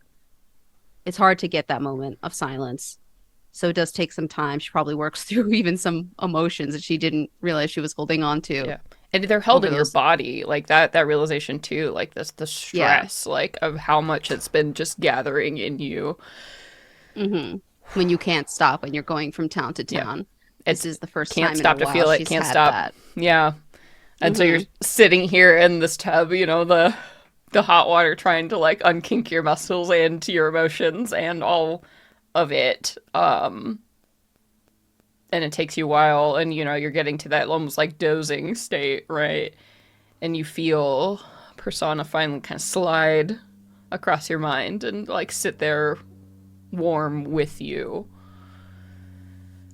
And a sense of like cool, the depth of her is always, I think that's the part that's the most comforting, right? Because she's so deep, and you've been to where she lives now, that bottomless, just water forever, eternally, without fear of ever reaching, falling to the ground. It's been a while. I'm so happy you're here. Happy to She be like needed. brings her forehead to her forehead and just kind of like sits there in silence again to just feel that connection strengthen a little more. There's Well, been a lot of fire in you lately. I can feel it. You're all out of balance. the world is still out of balance, and it's seems to be getting worse and harder to fight against day by day. I feel like I've done nothing but work to fix, to right the consequences of our actions and try and bring some sense of normalcy to people's lives, but I know it'll never be the way it was again. And we're facing a new kind of enemy we have really no understanding of. I know I have taken so much time since we've last connected, but I don't know what you've seen, what you've been able to follow in the time since we last spoke. But there are these gates all over, and gods are coming through and wreaking havoc, and I don't really even know what it is they want, other than I know one of them is after us, understandably.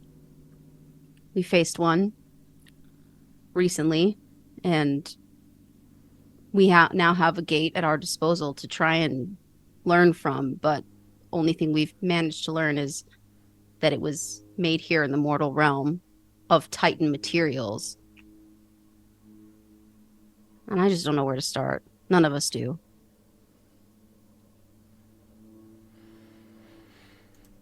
Well, I should remind you, this challenge is not new. This is not unfamiliar. This is the way of your kind. You know water, fire, earth, and air. We have been here much longer than titans, than gods, than mortals, and we have seen it all again and again. Though you call yourself by different names, the struggle is always the same.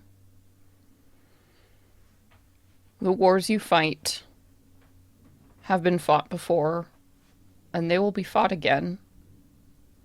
And while it feels like you are part of it, your role is not unique. I hope that gives you at least some comfort. I wish it did. But that just kind of makes me feel a little hopeless. That we're always going to be doomed to fight the same war over and over again. I feel like we just barely came out of alive out of the last one. I can't pretend to understand what it is to have hope, or why it is your kind continues to do this again and again. But my kind has worked with your family and others like you for a reason. You burn so bright all of you, maybe that is hope. I don't know what it is. But you yearn to exist in a way that we never have. And I suspect Titans and gods do very much the same. So, I do not know of these gates from which you speak, but it is nothing new to find ways to flow in and out of one another. I have brought you to me, and I have come to you. I have been brought against my will, and I have sought ways to intentionally come into your mortal realm. It seems these gates are an effort to do that, to bring something from one place to another. So I would ask, who has the most to gain from that?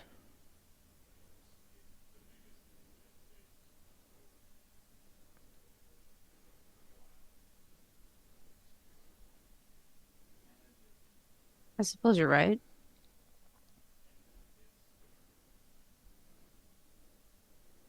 I don't really know what else to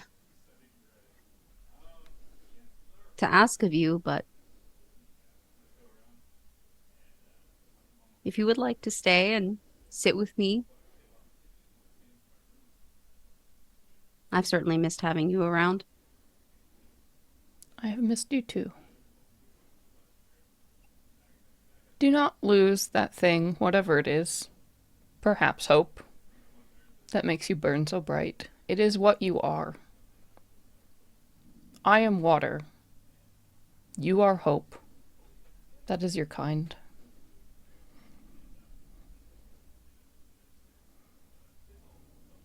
That definitely does bring Sawyeh back up.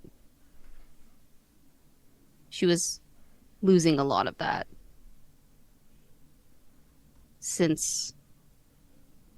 pretty much since returning and learning about these gates, and she had thought maybe the work she'd been doing with the Corellans was going towards something, but learning about this new level of fear and enemy that everyone else has been facing this whole time, starting to feel a little stretched thin and like she hadn't learned anything. So even if there's little that you can tell me about those things, you do remind me of where I come from, so thank you. And don't forget, my kind does not come to the weak or those unable to receive the power that we bestow. I could not be here if you were not powerful enough to have me. If there is any who can change, who can bridge between worlds as you have done with me, it is you.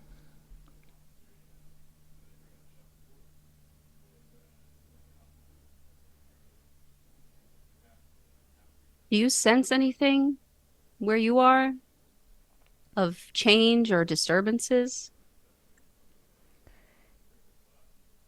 Recently, I suppose, it is in flux. More and more, it is all in flux as worlds war towards one another and eat and expand and retract. But it matters little to water. We flow between, whether the stream is thick or thin. We persist.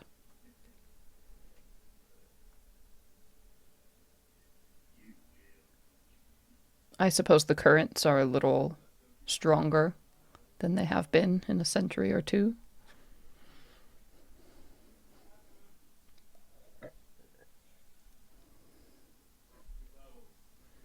Well, I guess it's just another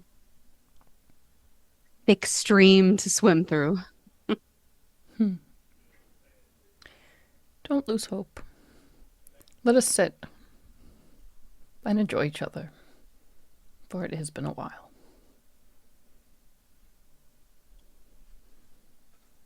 Sawyeh's just gonna doze off as she hums a little lullaby that she remembers her mom singing to her. Yeah. You feel her with you. And it's just very warm and lovely. And Kara. We jump to Kara trudging her way towards this room. Where do you think Kristoff and Isolde have kind of set up their little, like, office space? What corner have they claimed for themselves? I think it's, in one of the buildings that's like a couple stories, and it overlooks like the main sort of training area, and like overviews, like it gives a nice overview of all of the camp so that they can always like look out to the window and see what's going on and get a break of something else to look at when their eyes begin to grow hazy from staring at lines of text on documents. And not too far from the mess hall, so it's not too much of an effort to jaunt down to get a walk, to go get a break, to go get food and then come back. And so she marches down this corridor, and as she approaches the door, I imagine it's always kind of slung open for people to come in and drop in messages or forms or to send messengers out. And she kind of does this back and forth of she paces down and paces back. And like she runs her hand through her hair and is like, takes a deep breath and is like, steals her resolve and is like, all right, we're gonna do it. We can do this. I think like just as you're like about to, walk through the door, like it swings open towards you, kind of startling, right? And like Kristoff like comes out, he's like, oh, Kara, you're back. It's good to see you.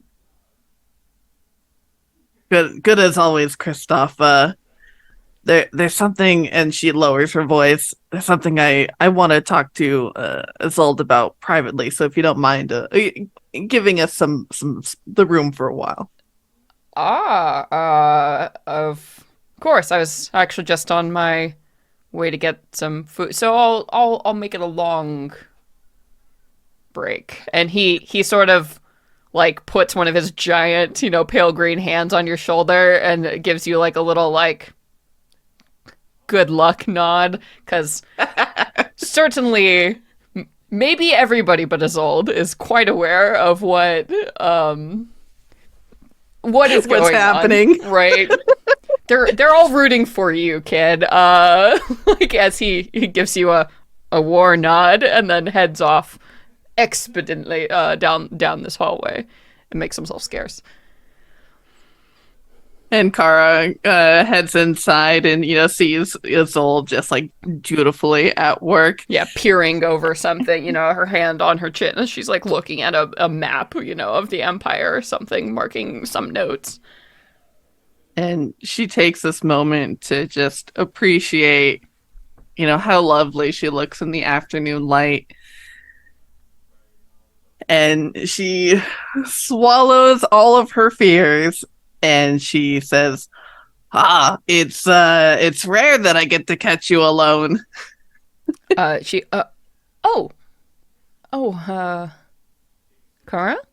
I didn't realize you were back. Just got back. We have learned some... She kind of shrugs, as you might imagine, another insane thing happening out there in the world that... She just kind of laughs, like, that we've got to deal with. But I'll add it to the list. But that's not why I'm here. I wanted to ask if we could have, if you have the brain space to have a serious conversation about something personal. And she puts down her quill and turns towards you. Why don't you give me an insight check? Let's do a check. Let's do a check because we're playing D&D. How about that? Let's see. Right? Let's roll a dice wise. maybe in this episode. I mean, who even does that these days? Mm-hmm. All right. Insight. It's not great. That's 11. Okay. So it's not great. So you're not going to read the subtleties of what's going on with her. She has been, you can get the generals though. She has been she's always been a little distant, like in the past. And you're not sure if that was because of your stations or whatever it was. But you know that these last few months, especially since the Fates just basically pulled her power, right? Pulled her power out.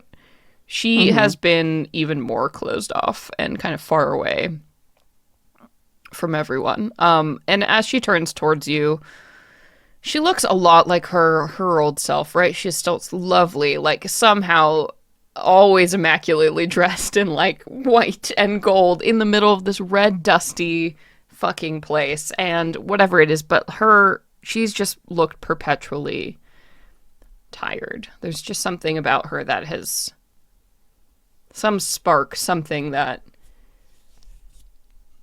has gone. And as she turns to you, like, you just notice that again. As she kind of steels herself a little bit. If there's something bothering you, I'm always willing to lend a ear. Sure. She, offers do you want to sit down? Like at the big table? Yeah, and Kara takes the quick moment to shut the door, and we'll head over and sit down across from her. And she'll open up with,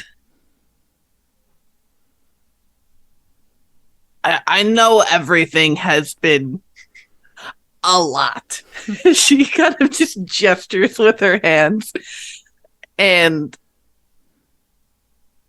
I don't want to throw this on your plate too. And by all means, if you want to delay this conversation, that's fine. You don't have to give any response now. But I'm a pretty forthright person, and I like to know where I stand with people.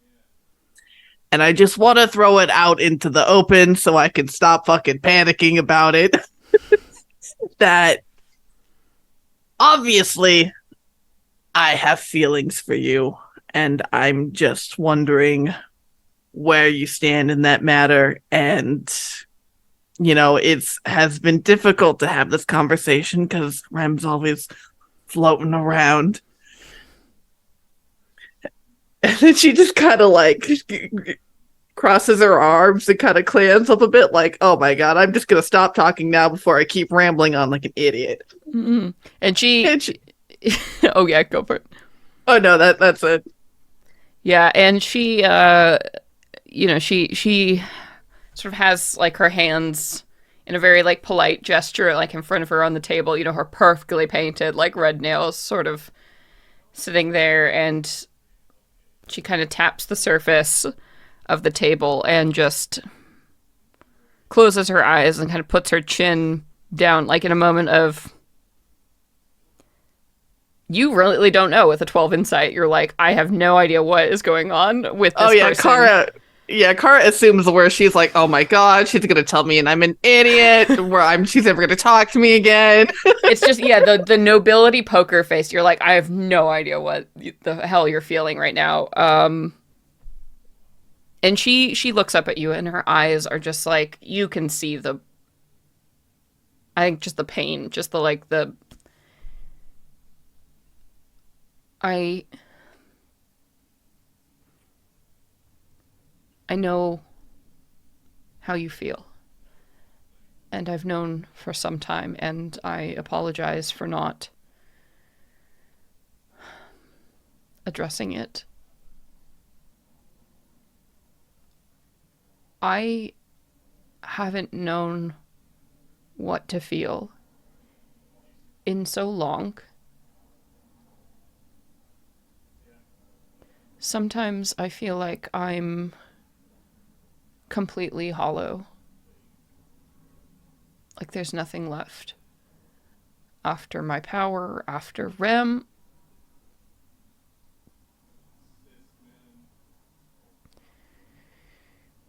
It's not that I don't feel for you. It's, I don't know how to feel. anymore. And Rem coming here, it's like a knife. Every time. I never loved anyone before her, and honestly, I don't know if I'll ever recover.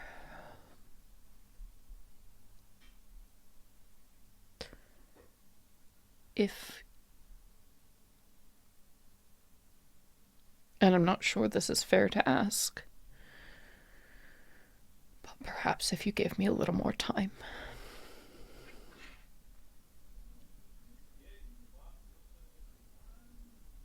And Kara just very, slowly and gently kind of lays her hand down on the table and clasps Isolde's fingertips, very gently in her, dried, dried, And big, her hands are like, so heavy soft hands, and lovely. dainty. And she says, "You can have all the time in the world." I just wanted to throw it out there because if you weren't interested or anything, like I'd rather know. But I understand the need for time. We have all seen and done so much and have lost so much. So I understand that it feels impossible to open your heart up to the world again when it seems to always continue to take. I thank you for the kindness, but I fear it's even more than that.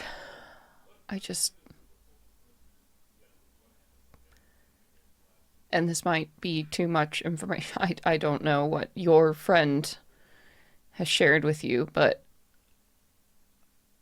to love a demigod is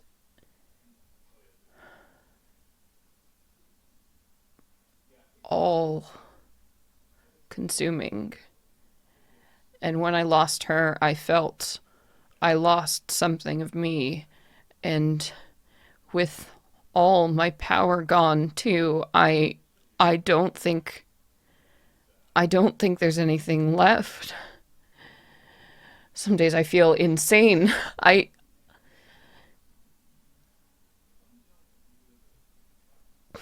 And she's holding it back. She's being so polite. She's trying to put that mask so hard over it, but I don't know what to do. I don't know if it will ever be okay again. I can only imagine a fraction of what that felt like when I lost the gifts and the power from Mord and when we cut the weave. But if there's anything that I can do for you, if you need me to go beat up Rem, because I'll do it, I'll kick her lily white ass back to the valley. I got a potion. Listen. Please don't. It's better to stay on her good side, I assure you. I mean, all right. You let me know, though. It's always on the table. And she, puts a hand to her lips, and it's good being here with you. You remind me how to laugh. Well, I'm always here if you ever need a drop in normalcy. I appreciate that, Kara. She squeezes your hand. And as a heads up, I have had to call Rem So she will be here later. So I thought I would give you some warning so that we can deal with this Titan-made gate that is allowing gods to walk into the world. Fun! I will try to keep her away from you, though. Oh, it's all right. I appreciate the warning. I don't hate her. She is simply what she is. And Kara gives a look like, you could say that again. But not for a reason that Isolde's thinking.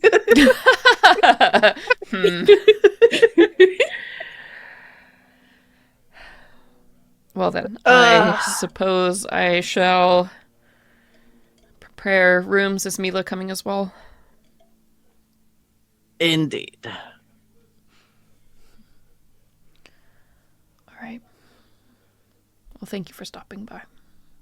And she smiles at you. Gives you one of those smiles. One of those smiles that, like, you know. Yeah, the kind that gets right up into your heart, into every single, like, crease. You're just Because like, when Isolde does a lot of polite smiling, and when she smiles for you, you know the difference.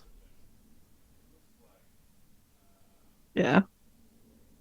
And she kind of just gives a very gentle, like, a knuckle on her cheek to wipe away the tear and give her a little pat on the shoulder and head back out. All right. So I'll say it's going to roll into evening time, and Rem will be here, like, early tomorrow. So do you all want to rendezvous and share and discuss one of our classic drinks in the room? Classic keg party! Can I have a quick chat with Chess before? Oh, yeah. Absolutely. Before everybody shows up. Yeah, he can, roll over next to you. Yeah, I think that her wings go back and disappear, and she like picks up his shirt from like yonder, and she like comes and sits down next to him, and she looks at him sheepishly, and she's like, "So you might I didn't tell Kara yet that I am going to leave the order, even though I said I was going to, because, but then everyone was there and it was a good time and there was drinks and, she's got this thing going with Isolde. So, when's a good time, really? And he sort of like, cracks his neck, and you see on his skin, you see that black and white diamond pattern that you've come to recognize when he gets tired and his skin kind of loses like its mortal look, as it's fading away and becoming normal after his energy has sort of been restored. And he, pulls the shirt over. Well, I mean, that's your diplomatic struggle, not mine. But it seems like they all have quite a bit on their plates. Are you sure the news is going to be as devastating as you fear? I mean, losing direct access to me? How could it not be? I certainly wouldn't be able to stand it. I don't know. It's weird, right? Because I was so mad. Like 3 months ago, I was in charge and then I wasn't, and there was no conversation, and then I was a diplomat. Like, I don't know. I'm trying. If she was anyone else, I would have salted her fields and lit her shit on fire. We literally were in the realm of the gods, and I said in front of everybody that I wasn't going to let go of power easily. How do you approach that? I feel like I'm just trying to stay angry, but I can't. And now I just don't want to let her down.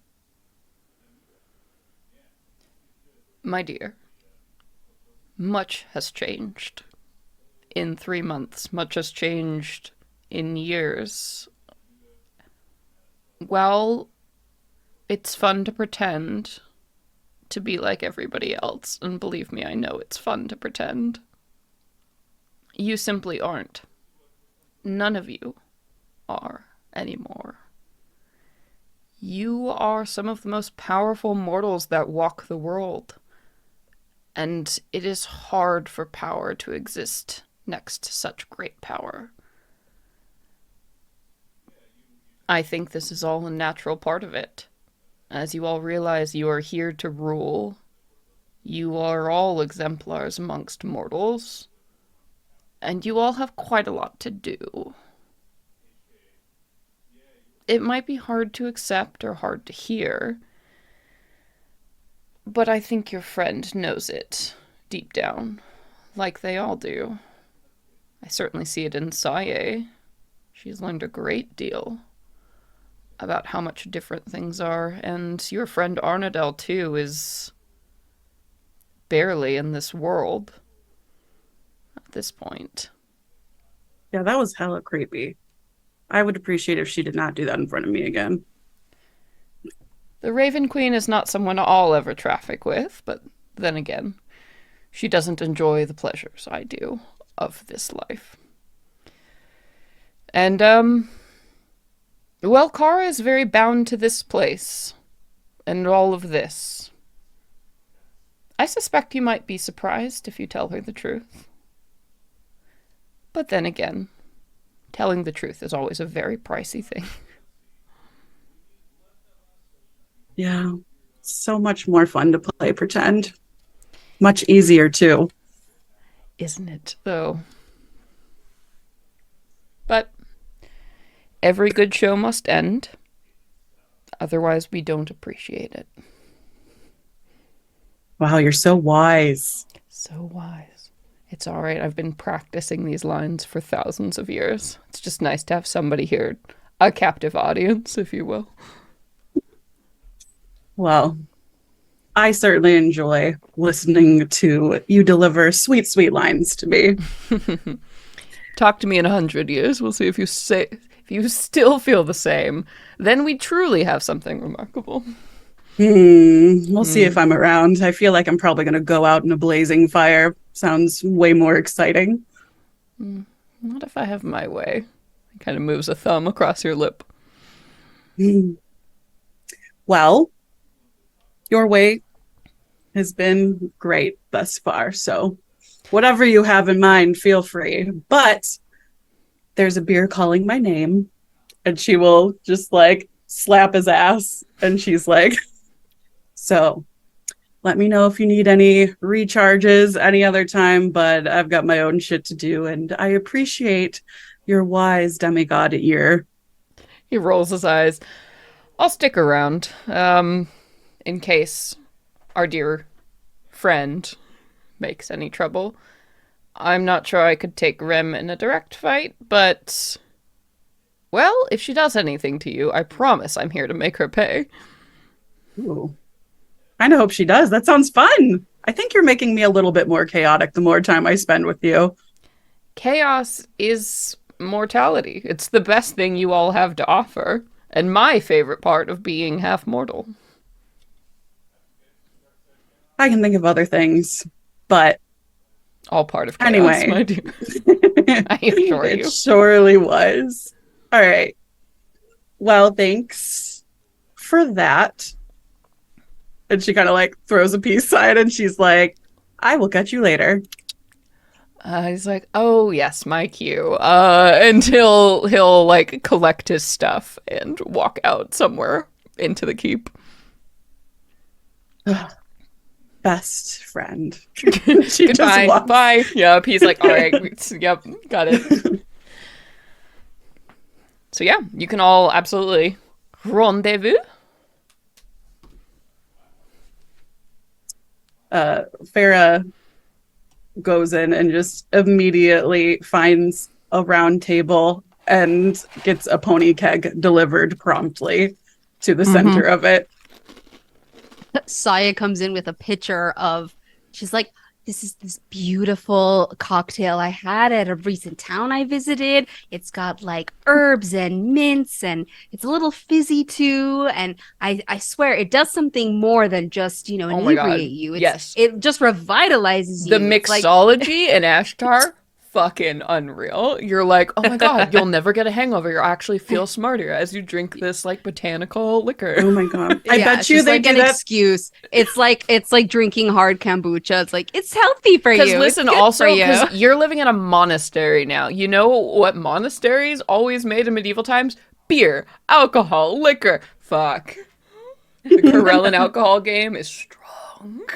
I imagine like every like bartender, instead of doing all the flips and stuff, they're like doing music, like you lick your finger. Yeah, and go on the glasses. wrist. Yeah. Yeah. This enchanted brew. Amazing. Hell yeah. Love it. Pour me a glass, girl. Popping everybody off. Yeah. So I met up with Persona. It was so good to be with her again and just feel connected to her power, her knowledge, her wisdom. But there wasn't really a whole lot that she could have shared about the gates with me, and not a lot more that we didn't already know, at least. But I feel more prepared to go out there and at least face this mystery. So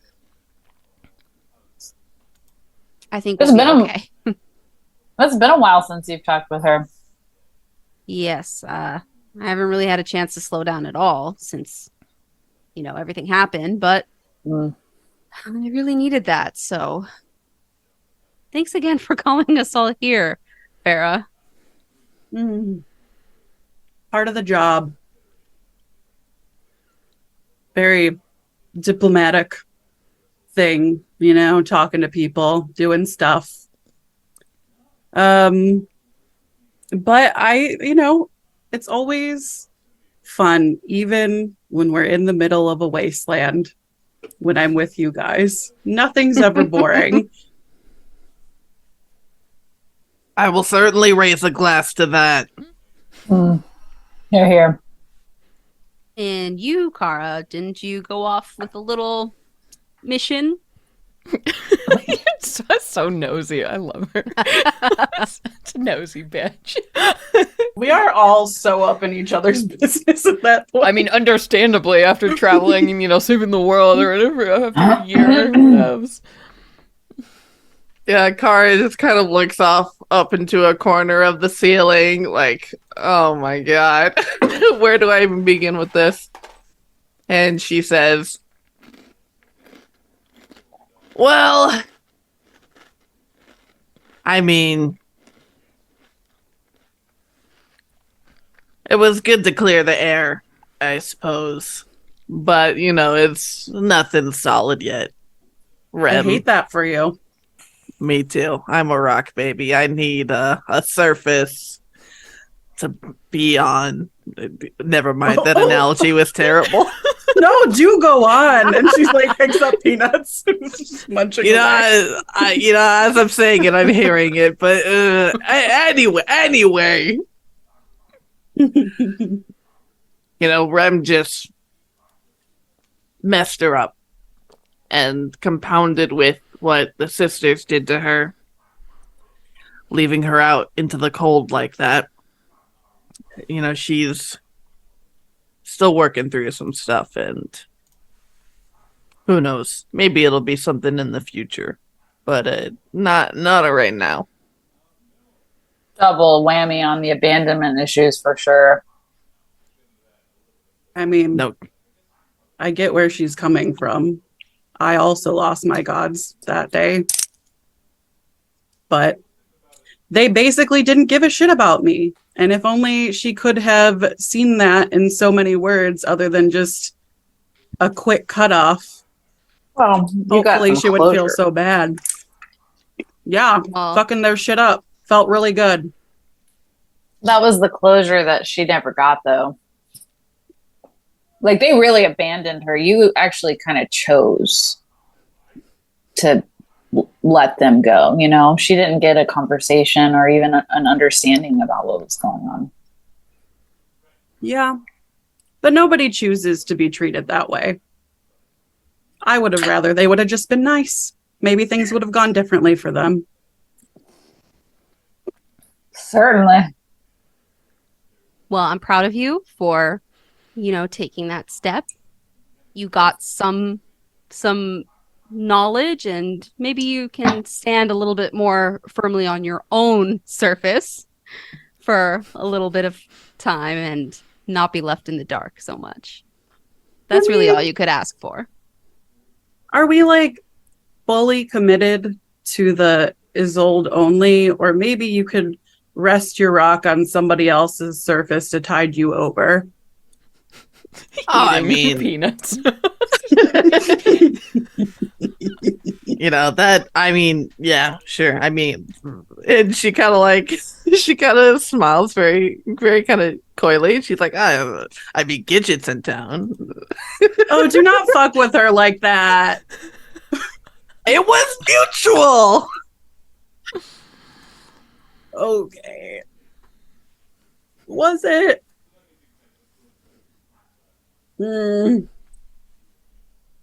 Maybe. I don't know. It would require a long talk, but maybe that would help her get some rest. Just saying. She's shoving more peanuts in her mouth. Sawyeh leans hard over to you, Ferris. Like, it's also okay to just like not be having sex every once in a while and, let things cool off. So people have time to think and process. I mean, especially if Isolde is saying that she's got needs that time. I don't know if it's a smart move to play around with something else. Kara points at Sawyeh, like, you've got a good point. Like, To each their own. But I am glad that you at least talked to her. Kind of figure out at least where you stand for now. Ambiguous stuff is messy. It's not my favorite, I gotta say. No, I don't see that. You're very a black and white kind of gal. So are you, but for different reasons now, I guess. Hey. Tara raises her glass and cheers everybody. Oh boy. Well, how fucked up is it going to be if Rem is the one who has that last little tidbit of knowledge we need? I'm really, really, really rooting for Mila to be our meal ticket, not her. I mean, no matter what, I don't think Rem's going to be, humble about even being able to provide her sister as a resource. God, she's insufferable.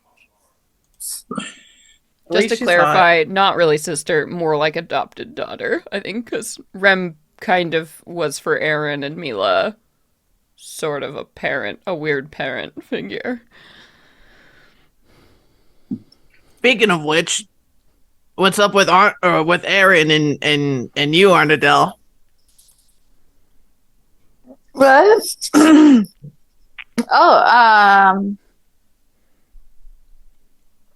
Yeah, I broke up with him. Just wasn't. We tried. Well, damn. Yeah. I don't know. I've been so busy with Raven Queen stuff, and like I just haven't even been here. No. I don't know. I kind of haven't been feeling it with him for a little bit. I don't think. I mean, we really tried the healthy thing after all that shit hit the fan, and then I just kind of realized I wasn't really feeling that same level of connectivity. Not that he did. I think we both tried earnestly and sincerely, and it just wasn't it. So yeah, I'm a single lady now. It's been about 3 months, honestly. You know. No, makes sense. I mean, how do you even come back with that feeling of betrayal just hanging in the air? I mean, but it's good that you tried. Yeah, like I actually made peace with it. I didn't.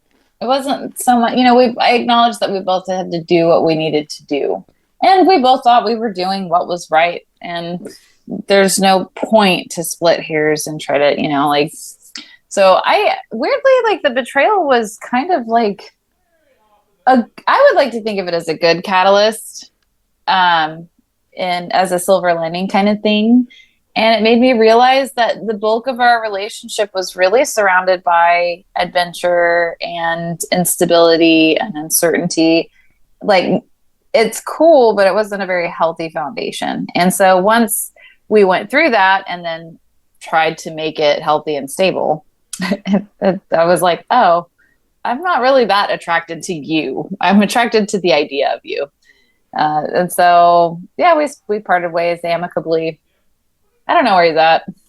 I mean, if we run into each other, it'll be fine. It wasn't like a bad or messy breakup. So there's that. God, Oh man, you're a whole ass so mood. healthy. That's wonderful.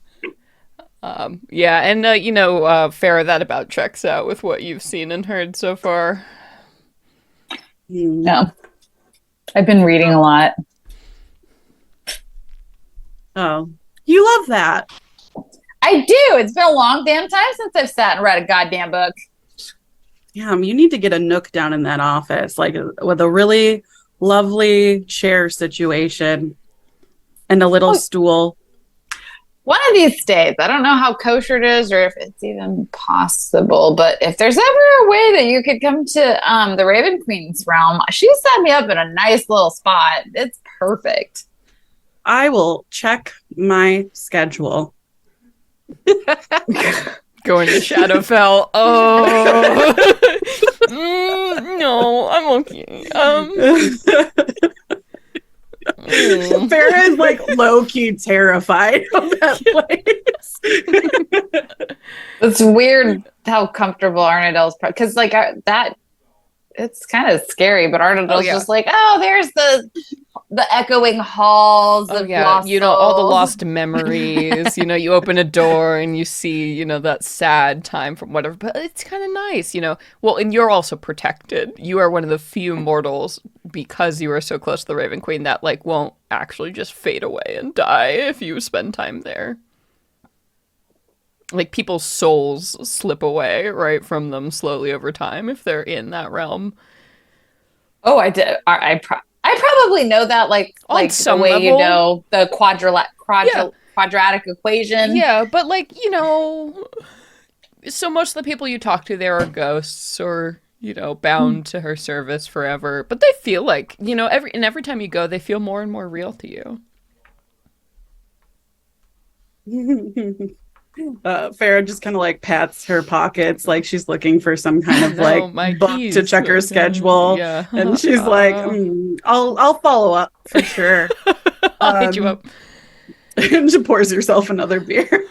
Anyway, is there anything else you all want to chat about before we zoom forward to the morning? Fera will probably end up pulling Kara aside as we're all walking back towards our one room, and she just shudders thinking of all the dust and everybody else in there. And she's like, hey, you got a second? One more round before? Yeah. Actually at this time of night it's not so unbearably fucking hot. Let's take a walk around the courtyard. I know a nice quiet place where we can sit and talk, and it's not terrible. I'll believe it when I see it. She will pour 2 mugs and hand one over to her and follow her to this location. And Carl will lead you outside into most of the courtyard is packed down hard like rocky ground that's been smoothed over, all the rocks picked out so that there's like, designated like training rings, and there's the building with the arms and armaments, and she leads you back around towards this almost kind of like oasis feeling where you begin to see like the desert vegetation begin to creep in and its shrubs, and you see two long lines of palm trees that just sort of go back, and at the end of it there's like one that stands twice as tall as the rest, and it's very peaceful, and you hear the sort of skittering of like desert mice, and as the like all the wildlife begins to creep in for the evening as it just cools dramatically. Oh, okay. Not terrible, which is amazing here. And she kind of is like nervously like tapping her nails on the edge of her glass. She's like, so, I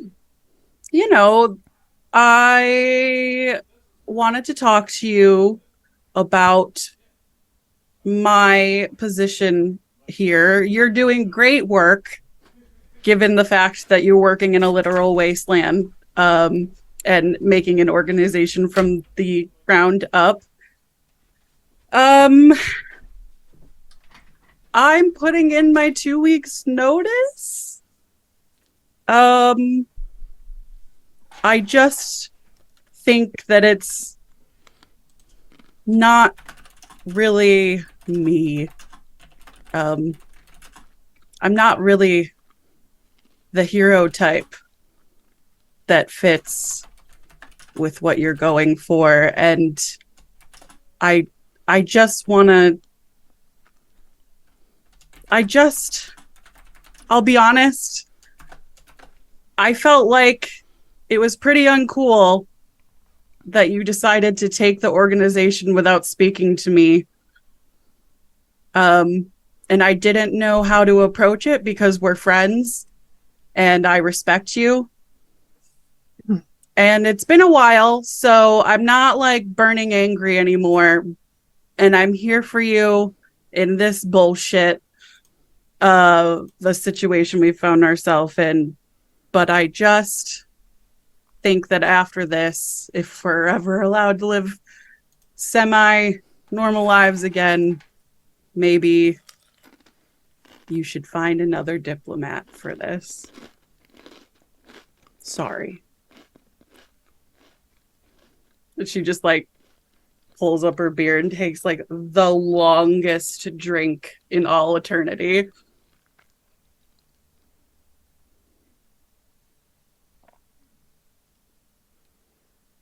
And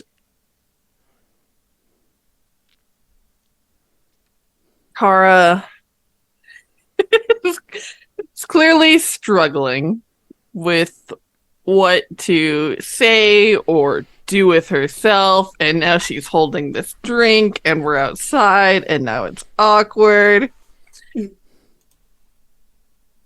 And eventually she just kind of sets it down onto the ground and then sits herself cross-legged onto the ground with her back against one of these palm trees. And she says,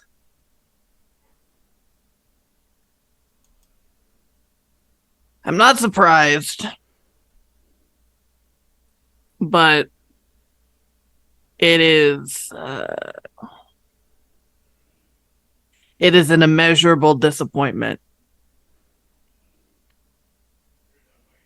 And not that I'm disappointed with you or with you making this choice. I do want to make that clear. She kind of holds up a hand.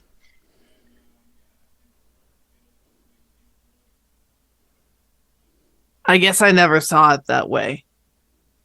I never saw that you would be mad about me starting this order. It always seemed like, at the time, from what I knew and saw of you, it seemed like you got pushed into the job and you didn't want it anyway. So Well, it felt like a natural vacuum to fill.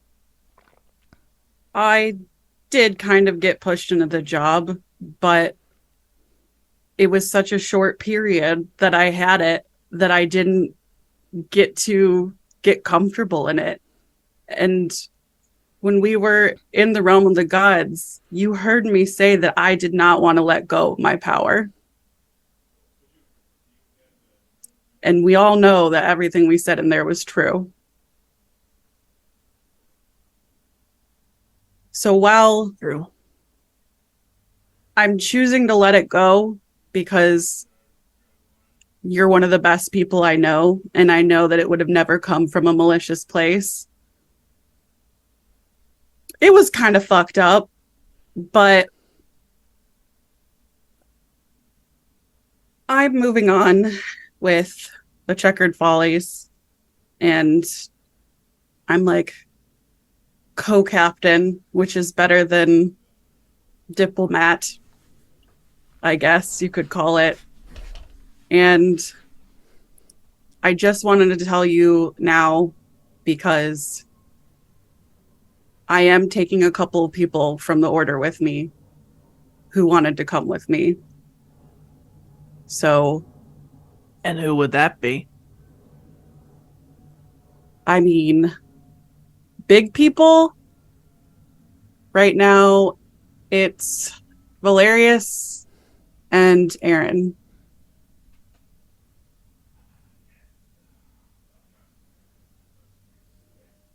And she sort of just kind of waves a hand and sort of wipes some of the sweat off from her brow. She says, all right. Well, best of luck then.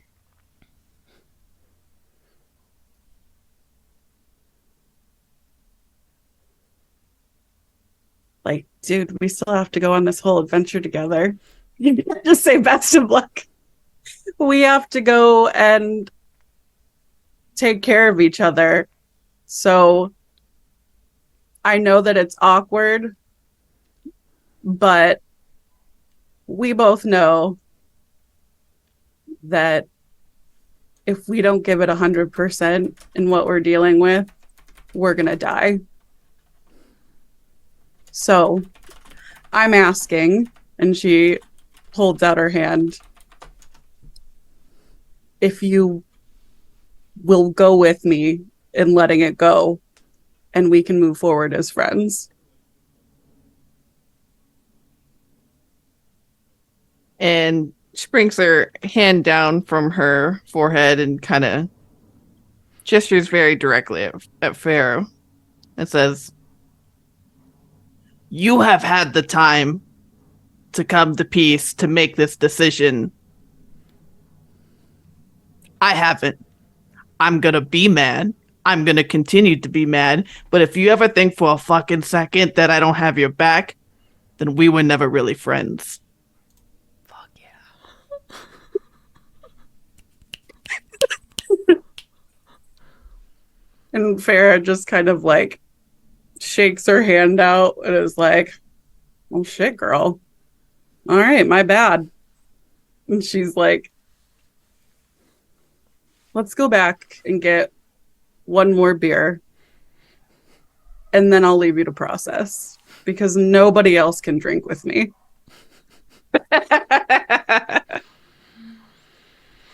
Kara, like, you know, kind of rubs her hands on her stomach and is like, oh, man, I've been laying off of the beer for a while because, you know, I've had to be sharp and this hangovers. Oh, man, in this age, it's harder and harder to deal with, but...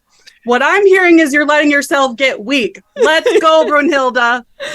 Brunhilde, the family name. Get your head in the game. Fucking fantastic. This feels like a really good spot to end part 1 of this Legacy episode. Fuck yeah, 2 queens, both alike in dignity. Ugh. In the plains we make our scene. Fuck oh yeah. God, I wish Sawyeh wasn't too drunk to like sneak in and listen on that. She's like, no, it's bedtime. I'm sure. I'm so sleepy. I'm sure it'll come out.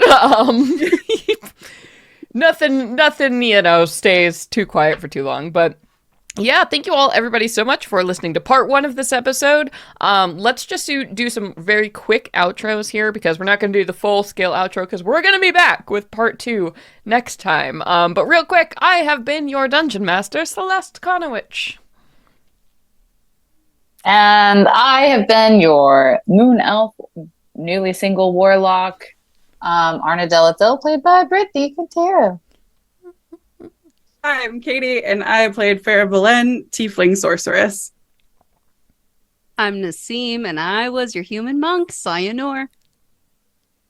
And I'm Sage, and I am your blindsided barbarian. Oh, no. We have so many feelings. Paladin, Kara. All right. We're not going to do a proper outro or anything, so that's it. Good night, folks. We'll see you in part